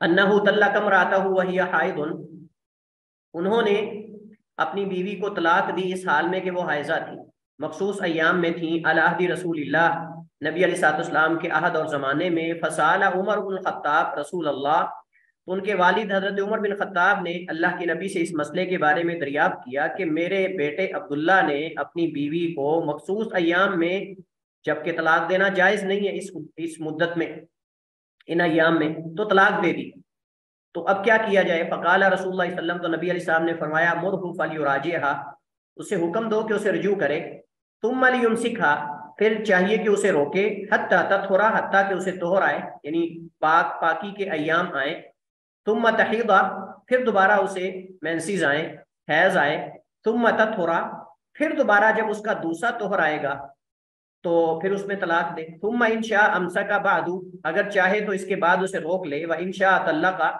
اگر چاہے تو اس کو طلاق دے دے، قبل ان یمسا، اس کو چھونے سے پہلے۔ اس کا مطلب یہ کہ جس طہر میں عورت کو طلاق دینی ہے اس میں اسے ہم بستری نہیں ہونی چاہیے۔ فَتِلْكَ الْعِدَّةُ الَّتِي أَمَرَ اللَّهُ أَن تُطَلَّقَ لَهَا النِّسَاءُ، تو یہ وہ عدت ہے جس کو اللہ تعالیٰ نے قرآن کریم میں ذکر کیا ہے کہ اس کے مطابق عورتوں کو طلاق دی جائے، جیسے قرآن کریم میں ہے فَطَلِّقُوهُنَّ لِعِدَّتِهِنَّ، کہ تم ان کی عدت کے مطابق ان کو طلاق دو، اور یہی اس کا طریقہ، اس کی تفصیل آگے آ رہی ہے۔ اس طرح تمام مسلمانوں کا طلاق کے جواز پر اجماع ہے۔ ارکان طلاق کون سے ہیں؟ ارکان طلاق سے مراد وہ چیزیں ہیں جن کے بغیر طلاق واقع نہیں ہوتی، اور یہ ان میں سے چند ایک یہاں ذکر کیے جاتے ہیں۔ شوہر ہے سب سے پہلے طلاق دینے والا شوہر ہو، کوئی اجنبی نہ ہو جو کہ نکاح کی گرہ کا مالک ہی نہ ہو، وہ طلاق نہیں دے سکتا۔ مثلا اگر کوئی کہے اگر میں نے فلاں عورت سے نکاح کیا تو اسے طلاق ایڈوانس ہی طلاق دے رہا ہے، یا ایسے ہی جاتے جاتے ہوا میں فلاں عورت کو طلاق، فلاں عورت کو طلاق، وہ اس کی بیوی نہیں ہے، ایسے ہی اشارے کر رہا ہے، یا کہہ رہا ہے کہ اگر میں نے اس عورت سے نکاح کیا تو طلاق، تو ایسے نہیں ہے جب تک اس کا مالک نہیں، اس کی طلاق کا کوئی اعتبار نہیں ہوگا، کیونکہ نکاح سے قبل طلاق واقع نہیں ہوتی۔ بیوی ہونی چاہیے، بیوی کو طلاق دے، دوسروں کی بیویوں کو طلاقیں نہ دیتا پھرے۔ جس سے طلاق دی جا رہی ہے وہ دینے والے کی بیوی ہو، کیونکہ اجنبیہ عورت کو طلاق نہیں دی جا سکتی۔ اسی طرح لونڈی کو بھی طلاق نہیں دی جا سکتی، کیونکہ لونڈی سے نکاح ہی نہیں ہو سکتا جب تک اس کو آزاد نہ کیا جائے۔ طلاق کے الفاظ کیا ہیں؟ یعنی جو بول کر عورت کو نکاح کے بندھن سے آزاد کیا جاتا ہے، دو طرح کے ہیں۔ طلاق کے الفاظ دو طرح کے ہیں، کچھ صریح ہیں اور کچھ غیر صریح ہیں۔ جن میں طلاق کا لفظ ہو وہ صریح ہوتے ہیں، کہ میں نے تجھے طلاق دی، آدمی کوئی کہے اپنی بیوی کو کہ میں نے تمہیں طلاق دی یا میری طرف سے تمہیں طلاق ہے، اس طرح کے الفاظ جو کہ عرف کے مطابق طلاق کے الفاظ سمجھے جاتے ہیں۔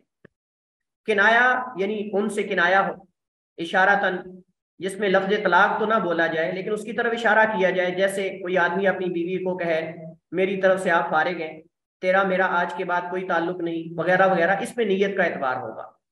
نیت اور قصد یعنی لفظ طلاق کی ادائیگی کے وقت طلاق دینے کا ارادہ بھی ہو، وہ لفظ بغیر ارادے کے غلطی سے نہ نکلے، جیسے کہ کسی کی بیوی کا نام طاہرہ ہو اور اسے بلاتے ہوئے زبان سے طالقہ نکل آئے، طاہرہ کی بجائے طالقہ کہہ دے مثلا، اور اس کی نیت نہیں ہے، ایسے زبان سے نکل گیا ہے، اس کا بالکل ارادہ نہیں تھا، نہ لڑائی ہے نہ کچھ ہے، بیٹھے بیٹھے ایسے زبان سے طلاق نکل گیا ہے، تو اس کا ارادہ ہی نہیں تھا، تو صاف ظاہر ہے کہ اس میں یہ چیزیں جو ہے وہ اس کا اعتبار ہوگا۔ بس ایسی طلاقیں واقع نہیں ہوں گی جن کے اندر اس طرح کا غیر ارادی طور پہ انسان کی زبان پر اگر کوئی لفظ جاری ہو جاتا ہے اس کا ارادہ نہ ہو۔ طلاق کی اقسام، طلاق کو دو اعتبار سے ہم تقسیم کر سکتے ہیں، ایک تو حلال و حرام کے اعتبار سے اور دوسرا رجوع اور عدم رجوع کے اعتبار سے۔ حلال و حرام کے اعتبار سے طلاق کی دو قسمیں ہیں، ایک سنی طلاق ہوتی ہے، ایک طلاق بدعی ہوتی ہے۔ سنی طلاق واقع ہو جاتی ہے اور اس کے مطابق ہی طلاق دینی چاہیے، بدعی طلاق واقع ہوتی ہے یا نہیں، اس میں فقہا اور علماء کا اختلاف ہے جس کو ہم پڑھیں گے۔ سنی طلاق سے مراد وہ طلاق ہے جو شرعی قواعد و ضوابط اور شروط کے مطابق واقع ہے، اور اس کی شروط جو ہے وہ مندرجہ ذیل ہے۔ نمبر ایک، پہلے ایک ہی طلاق دی جائے۔ نمبر دو، اس طہر میں دی جائے جس میں بیوی سے ہم بستری نہ کی ہو، جس سے بیوی سے ہم بستری نہ کی ہو، تاکہ جو ہے وہ طلاق اس میں واقع ہو سکے۔ اس کی دو حکمتیں ہیں، ایک زوجین کے پاس رجوع کی فرصت اور اس کا موقع ہوتا ہے، یعنی فاصلہ رکھنے کا، اس میں کیا حکمتیں ہیں؟ اسی وجہ سے بیوی کو رجعی طلاق کے بعد گھر سے نکالنا جائز نہیں ہے، جب تک طلاق بائنہ نہ ہو جائے، فائنل طلاق نہ ہو جائے، تب تک اس کو گھر سے نکالنا یہ جائز نہیں۔ ہمارے ہاں اس کے برعکس چلتا ہے معاملہ، الٹی گنگا بہتی ہے۔ تو بیوی کو 3 طلاقیں ہونے سے پہلے گھر سے نکالنا جائز نہیں، بلکہ بعض آثار ایسے ملتے ہیں کہ اس کو چاہیے اپنے شوہر کے سامنے خوبصورت بن کے رہے، اچھا لباس پہن کے رکھے اور زیب و زینت مکمل اختیار کرے جب تک مکمل طلاق نہ ہو جائے۔ ہو سکتا ہے کوئی چیز عورت کے، اس کا اخلاق، کوئی اس کا بس خوبصورتی پسند آ جائے، دوبارہ رجوع کر لے، وہ یہ حکمت ہے گھر میں رکھنے کی۔ طلاق اگرچہ ہو جائے، 1-2 طلاقیں اگر ہو گئی ہیں تو اس کو گھر سے نہیں نکالنا چاہیے، تو رجوع کا اختیار باقی رہتا ہے اور آپس میں صلح کی جو ہے گنجائش مزید وسیع ہوتی ہے اگر عورت گھر میں ہو تو۔ اور حالت حیض میں طلاق نہ دینے کی حکمت یہ ہے کہ عدت طلاق کی لمبی نہ ہو جائے، یہ اصل وجہ ہے۔ اللہ تعالیٰ قرآن کریم میں فرماتا ہے یا ایھا النبی اذا طلقتم النساء فطلقوهن لعدتهن واحصوا العدة واتقوا الله ربكم لا تخرجوهن من بيوتهن، کہ اے نبی جب تم طلاق دو عورتوں کو، مخاطب امت ہیں، نبی علیہ السلام بھی ہیں اور آپ کی امتی بھی مخاطب ہیں، فطلقوهن لعدتهن، تو ان کو ان کی عدت میں طلاق دو، واحصوا العدة، اور عدت کو شمار کرو، گنو، واتقوا الله ربكم، اور اللہ اپنے رب سے ڈر جاؤ، لا تخرجوهن من بيوتهن، ان کو اپنے گھروں سے نہ نکالو، جب تک فائنلی طلاق نہ ہو جائے تیسری، تب تک گھر سے نکالنا جائز نہیں عورت کو۔ اسی طرح جس طہر میں ہم بستری کی ہو، اس میں طلاق نہ دینے کی وجہ بھی عورت سے ضرر اور تکلیف کو دور کرنا ہے، کیونکہ ہو سکتا ہے کہ وہ عورت حاملہ ہو جائے تو اب اس کے لیے مشکل یہ ہوگی کہ 3 حیض انتظار کرے یا وضع حمل یعنی بچہ جنم لینے کا انتظار کرے، تو صاف ظاہر ہے کہ اس صورت کے اندر یہ مسئلہ ہے۔ طلاق بدعی کیا ہوتی ہے؟ یہ دوسری قسم ہے، طلاق بدی سے مراد وہ طلاق ہے جس میں شرعی قواعد اور ضوابط اور شروط کے خلاف ورزی کی جائے اور ان کو مد نظر نہ رکھا جائے، جیسا کہ بیوی کو ایک ہی دفعہ 3 طلاقیں دے دینا، یا حالت حیض یا نفاس میں، یا اس طور میں طلاق دینا جس میں ہم بستری کی ہو۔ اس کے حرام ہونے پر تمام علماء کا اتفاق ہے، اجماع ہے، لیکن کیا ایسی طلاق واقع ہوتی ہے کہ نہیں، اس میں اختلاف ہے اور اس میں تفصیل ہے۔ اگر تینوں طلاقیں ایک مجلس میں دی جائیں تو راجح قول کے مطابق وہ ایک شمار ہوگی، لیکن اگر کوئی آدمی حالت حیض میں طلاق دیتا ہے یا اس طہر میں جس میں اس نے ہم بستری کی ہو، کیا طلاق ہوگی کہ نہیں؟ کام غلط ہے لیکن طلاق ہو جائے گی، کام غلط ہے لیکن راجح قول کے مطابق طلاق ہو جائے۔ ہم اس میں اختلاف پڑھتے ہیں۔ پہلا قول یہ ہے کہ ایسی طلاق واقع ہو جائے گی، یہ جمہور فقہا کا قول ہے، اور ان کی دلیل قرآن کریم کی ان آیات کا عموم ہے جن میں طلاق کا ذکر ہے۔ وجہ استدلال اس میں سے یہ ہے کہ عموم ہر طرح کی طلاق کو شامل ہے، وہ سنی ہو یا بدی ہو، جب طلاق دے دی تو ہوگی۔ حضرت عبداللہ ابن عمر رضی اللہ عنہ کی گزشتہ حدیث، اس میں وجہ استدلال یہ کہ اللہ کے نبی نے فرمایا مرہو فلیراجعھا، کہ اسے حکم دو کہ وہ رجوع کرے، اور رجوع طلاق واقع ہونے کے بعد ہوتا ہے، اس کے بغیر تو نہیں ہوتا۔ طلاق نہ ہو تو رجوع نہیں ہوتا، وہ تو صلح ہوتی ہے اگر کوئی اختلاف ہو گیا یا لڑائی جھگڑا ہو گیا۔ دوسرا قول یہ ہے کہ طلاق بدعی واقع نہیں ہوتی۔ یہ قول صحابہ کرام میں عبداللہ ابن عمر، تابعین میں سے سعید بن مسیب، طاؤس اور شیخ الاسلام ابن تیمیہ، علامہ ابن القیم رحمہ اللہ تعالی وغیرہ کا قول ہے۔ ان کی دلیل یہ ہے کہ طلاق سے متعلقہ آیات طلاق کی اس قسم کو شامل نہیں جس میں طلاق بدعی ہو، وہ سنی طلاق کو شامل ہے۔ اور دوسرا قول حضرت عبداللہ ابن عمر کی حدیث سے انہوں نے استدلال یہ کیا ہے کہ وہاں مرہو فلیراجعھا کے الفاظ میں لغوی رجوع ہے، یعنی مراد صلح، تعلق جوڑ لو، اس سے علیحدہ نہ رہو بلکہ تعلق کو جوڑ لو جیسے پہلے تعلق۔ یعنی وہ کہہ رہے ہیں کہ یہاں فلیراجعھا، اس سے رجوع کرنے سے مراد اس سے تعلق کو جوڑنا ہے، نہ کہ نکاح ہونے کے طلاق ہونے کے بعد رجوع کرنا ہے۔ وہ کہتے ہیں لغوی رجوع ہے، اصطلاحی رجوع نہیں، لغوی رجوع ہے، وہ لغت پہ اس کو محمول کرتے ہیں۔ راجح قول یہی آخری راجح معلوم ہوتا ہے کہ خلاف شریعت دی گئی طلاق واقع نہیں ہوتی، خلاف شریعت دی گئی طلاق واقع نہیں ہوتی۔ یہ یعنی بعض علماء کی طرف سے ہے، لیکن صحیح بات یہ ہے، اس میں نے تحقیق کی اور تحقیق کے بعد جو ہے وہ مسئلہ یہ ثابت ہوا کہ اس میں تفصیل کی ضرورت ہے، اس میں تفصیل کی ضرورت ہے۔ اور تفصیل یہ ہے کہ جو ایک مجلس کی 3 طلاقیں ہیں وہ ایک واقع ہوگی، اور دوسرا یہ ہے کہ وہ طلاق جو حالت حیض میں دی گئی ہو وہ طلاق واقع ہو جاتی ہے۔ اس موقف کو میں نے بعد میں تحقیق کی، یہ اصل میں پرانا قدیم موقف ہے، تو موقف میں تبدیلی واقع ہوتی رہتی ہے، تو ہم نے کہا کہ راجح موقف جمہور کا ہے، واللہ اعلم۔ میں اس کو واضح کرتا ہوں ذرا۔ اچھا، یہاں پہلا قول راجح ہے کیونکہ دلائل واضح ہے۔ یہ جو تعویل کی گئی ہے نا کہ حضرت عبداللہ ابن عمر کی حدیث میں فلیمرہ فلیراجعھا، کہ ان کو آپ کہیے کہ وہ رجوع کر لیں، مطلب لغوی رجوع مراد ہے، تو صحیح بات یہ ہے کہ عبداللہ ابن عمر سے بھی اور دیگر دلائل سے بھی پتہ چلتا ہے کہ نبی کریم علیہ السلام نے ان کے لیے ایک طلاق شمار کی ہے، اور ایسی حدیث سنن نسائی کے اندر حدیث موجود ہے، اور اس کے اندر باقاعدہ اس چیز کی وضاحت بھی موجود ہے کہ نبی علیہ السلام نے ان کے لیے ایک طلاق شمار کی ہے، اللہ کے نبی صلی اللہ علیہ وسلم نے ان کے لیے ایک طلاق جو ہے وہ شمار کی ہے۔ لہٰذا طلاق ہو جائے گی، لیکن صاف ظاہر ہے کہ ہم اگر کہیں کہ جی پھر بدی کیوں کہا ہے؟ بدی اس وجہ سے کہا ہے کہ طریقہ غلط ہے، طریقہ غلط ہے، ڈرانے کے لیے، تنبیہ کرنے کے لیے کہ ایسا دوبارہ نہ ہو، ایسا دوبارہ نہ ہو۔ نبی علیہ السلام نے جو ناراضگی کا اظہار کیا وہ اس وجہ سے تھا کہ طریقہ غلط ہے، لیکن طلاق جو ہے وہ آپ نے شمار کی ہے، اور راجح یہی ہے۔ سنن نسائی کے اندر واضح طور پر اس بارے میں حدیث موجود ہے کتاب الطلاق کے اندر، جس کے اندر باقاعدہ واضح طور پہ ذکر کیا گیا ہے کہ ایسی طلاق واقع ہو جاتی ہے جو حالت حیض میں یا اس طہر میں دی جائے جس میں ہم بستری کی ہو۔ واللہ عالم، راجح قول کے مطابق جمہور کا موقف ہی راجح ہے۔ باقی یہ جو تعویل کی جاتی ہے کہ اس سے مراد لغوی رجوع ہے، اس کی کوئی واضح دلیل موجود نہیں ہے۔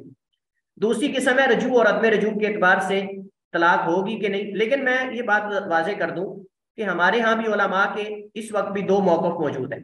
بعض علماء کہتے ہیں حالت حیض میں دی گئی طلاق واقع نہیں ہوتی، بعض کہتے ہیں ہو جاتی ہے، تو دونوں طرح کے موقف موجود ہیں۔ ہم یہ نہیں کہہ رہے کہ موقف دونوں طرف دلائل ہیں، لیکن زیادہ بہتر رائے جو ہے وہی ہے کہ ہو جاتی ہے۔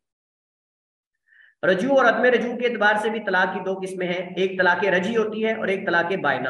رجعی طلاق وہ جس میں رجوع کا اختیار باقی رہتا ہے، اور یہ پہلی طلاق ہے یا دوسری طلاق ہے، یا پھر عدت کا پورا ہو جانا اور تینوں طلاقیں نہ ہوئی ہو۔ اگر تینوں طلاقوں میں سے ایک طلاق ہو اور عدت پوری ہو جائے 3 ماہ 10 دن مثلا، یا 3 ماہ جتنے بھی بنتی ہے، تو اس کے بعد دوبارہ نئے نکاح سے اکٹھے ہو سکتے ہیں۔ لیکن اگر تینوں طلاقیں ہو جائیں تو پھر دوبارہ ان کے ہاں نکاح نہیں ہو سکتا اور نہ ہی رجوع ہو سکتا ہے۔ تو طلاق بائنہ کی بھی آگے 2 قسمیں ہیں، یعنی طلاق بائنہ کے مراد جس میں عورت سے نکاح کی تمام پابندیاں ختم ہو جاتی ہیں، اس کی 2 قسمیں، ایک بینونہ صغریٰ ہے اور ایک بینونہ کبریٰ ہے۔ بینونہ صغریٰ جو پہلی یا دوسری طلاق کے بعد عدت پوری ہونے کے سبب، پہلی یا دوسری طلاق کے بعد عدت پوری ہونے کے سبب بذات خود ہی واقع ہو جائے، ان میں دونوں نئے نکاح سے اکٹھے ہو سکتے ہیں۔ اگر ایک عورت کو آدمی نے 1 طلاق دی یا 2 طلاقیں دی اور اس کے بعد وہ اس کو علیحدہ کر دیا، علیحدہ ہو گیا اس سے، تو عدت پوری ہو گئی، لیکن 1 سال گزر گیا، 6 مہینے، 2 سال گزر گیا، 2 سال گزر گئے، اب وہ نئے نکاح سے اکٹھے ہو سکتے ہیں چونکہ تینوں طلاقیں نہیں ہوئی اگرچہ عدت پوری ہو گئی۔ اس طرح اگر 1 طلاق دی ہو تب بھی، لیکن وہ عورت آگے نکاح کر سکتی ہے، عدت پوری ہونے کے بعد اگر اس کو 1 طلاق ہوئی ہے یا 2 طلاقیں ہوئی ہیں تو وہ آگے نکاح کر سکتی ہے، وہ آزاد ہے جب عدت اس کی پوری ہو جاتی ہے۔ صرف فرق یہ پڑتا ہے کہ اگر اس نے تینوں طلاقیں نہیں دی تو وہ نئے نکاح سے دوبارہ اکٹھے ہو سکتے ہیں، اور اگر تینوں طلاقیں ہو گئی ہیں تو پھر کسی صورت میں اکٹھے نہیں ہو سکتے سوائے اس کے کہ وہ عورت کا آگے نکاح ہو اور پھر اس کو طلاق وہاں سے ہو جائے، سوائے حلالہ کے۔ حلالہ اس کے اندر داخل نہیں ہے، حلالہ تو سراسر فاشی ہے۔ بینونہ کبریٰ یعنی وہ طلاق بائنہ جس کے بعد رجوع کا حق نہیں رہتا اور نہ ہی نئے نکاح سے اکٹھے ہو سکتے ہیں۔ ہاں اگر یہ عورت طلاق بائنہ کبریٰ کے بعد کہیں آگے نکاح کرے اور دوسرا شوہر فوت ہو جائے یا طلاق دے دے تو اس صورت میں یہ نئے نکاح سے دوبارہ پہلے شوہر کی طرف لوٹ سکتی ہے۔ اللہ تعالیٰ قرآن کریم میں فرماتا ہے فَإِن طَلَّقَهَا فَلَا تَحِلُّ لَهُ مِن بَعْدُ حَتَّى تَنكِحَ زَوْجًا غَيْرَهُ، پس اگر یہ عورت اسے طلاق دے دے، فَإِن طَلَّقَهَا، پس اگر یہ مرد اسے طلاق دے دے یعنی تیسری طلاق، فَلَا تَحِلُّ لَهُ مِن بَعْدُ، تو اس کے بعد اس کے لیے وہ حلال نہیں، حَتَّى تَنكِحَ زَوْجًا غَيْرَهُ، حتیٰ کہ وہ کسی دوسرے آدمی سے نکاح کرے۔ فَإِن طَلَّقَهَا، پس اگر وہ بھی اسے طلاق دے دے، فلا جناح علیہما، تو نہیں ان دونوں پر گناہ، ان یتراجعا، کہ وہ دونوں رجوع کر لیں، مطلب پہلا شوہر اور یہ، ان ظنا ان یقیما حدود اللہ، اگر ان کا گمان ہو کہ یہ حدود اللہ کو قائم رکھ سکتے ہیں۔ وتلک حدود اللہ، اور یہ اللہ کی حدیں ہیں، یبینھا لقوم یعلمون، اللہ انہیں بیان کرتا ہے جاننے والی قوم کے لیے، تاکہ لوگ جو ہے وہ ان کا خیال کریں اور ان کو جو ہے وہ ادا کرنے کے اندر جو ہے وہ اللہ کی حدوں کا خیال کیا جائے اور ان کو مکمل طریقے سے جو ہے وہ ادا کیا جائے حقوق کو، اور یہ ساری چیزیں اس کے اندر شامل ہیں۔ تو ٹھیک ہے جی، اسی پر ہم اکتفا کرتے ہیں۔ واللہ تعالی اعلم واحکم، وصلی اللہ وسلم علی نبینا محمد وعلی آلہ وصحبہ وسلم۔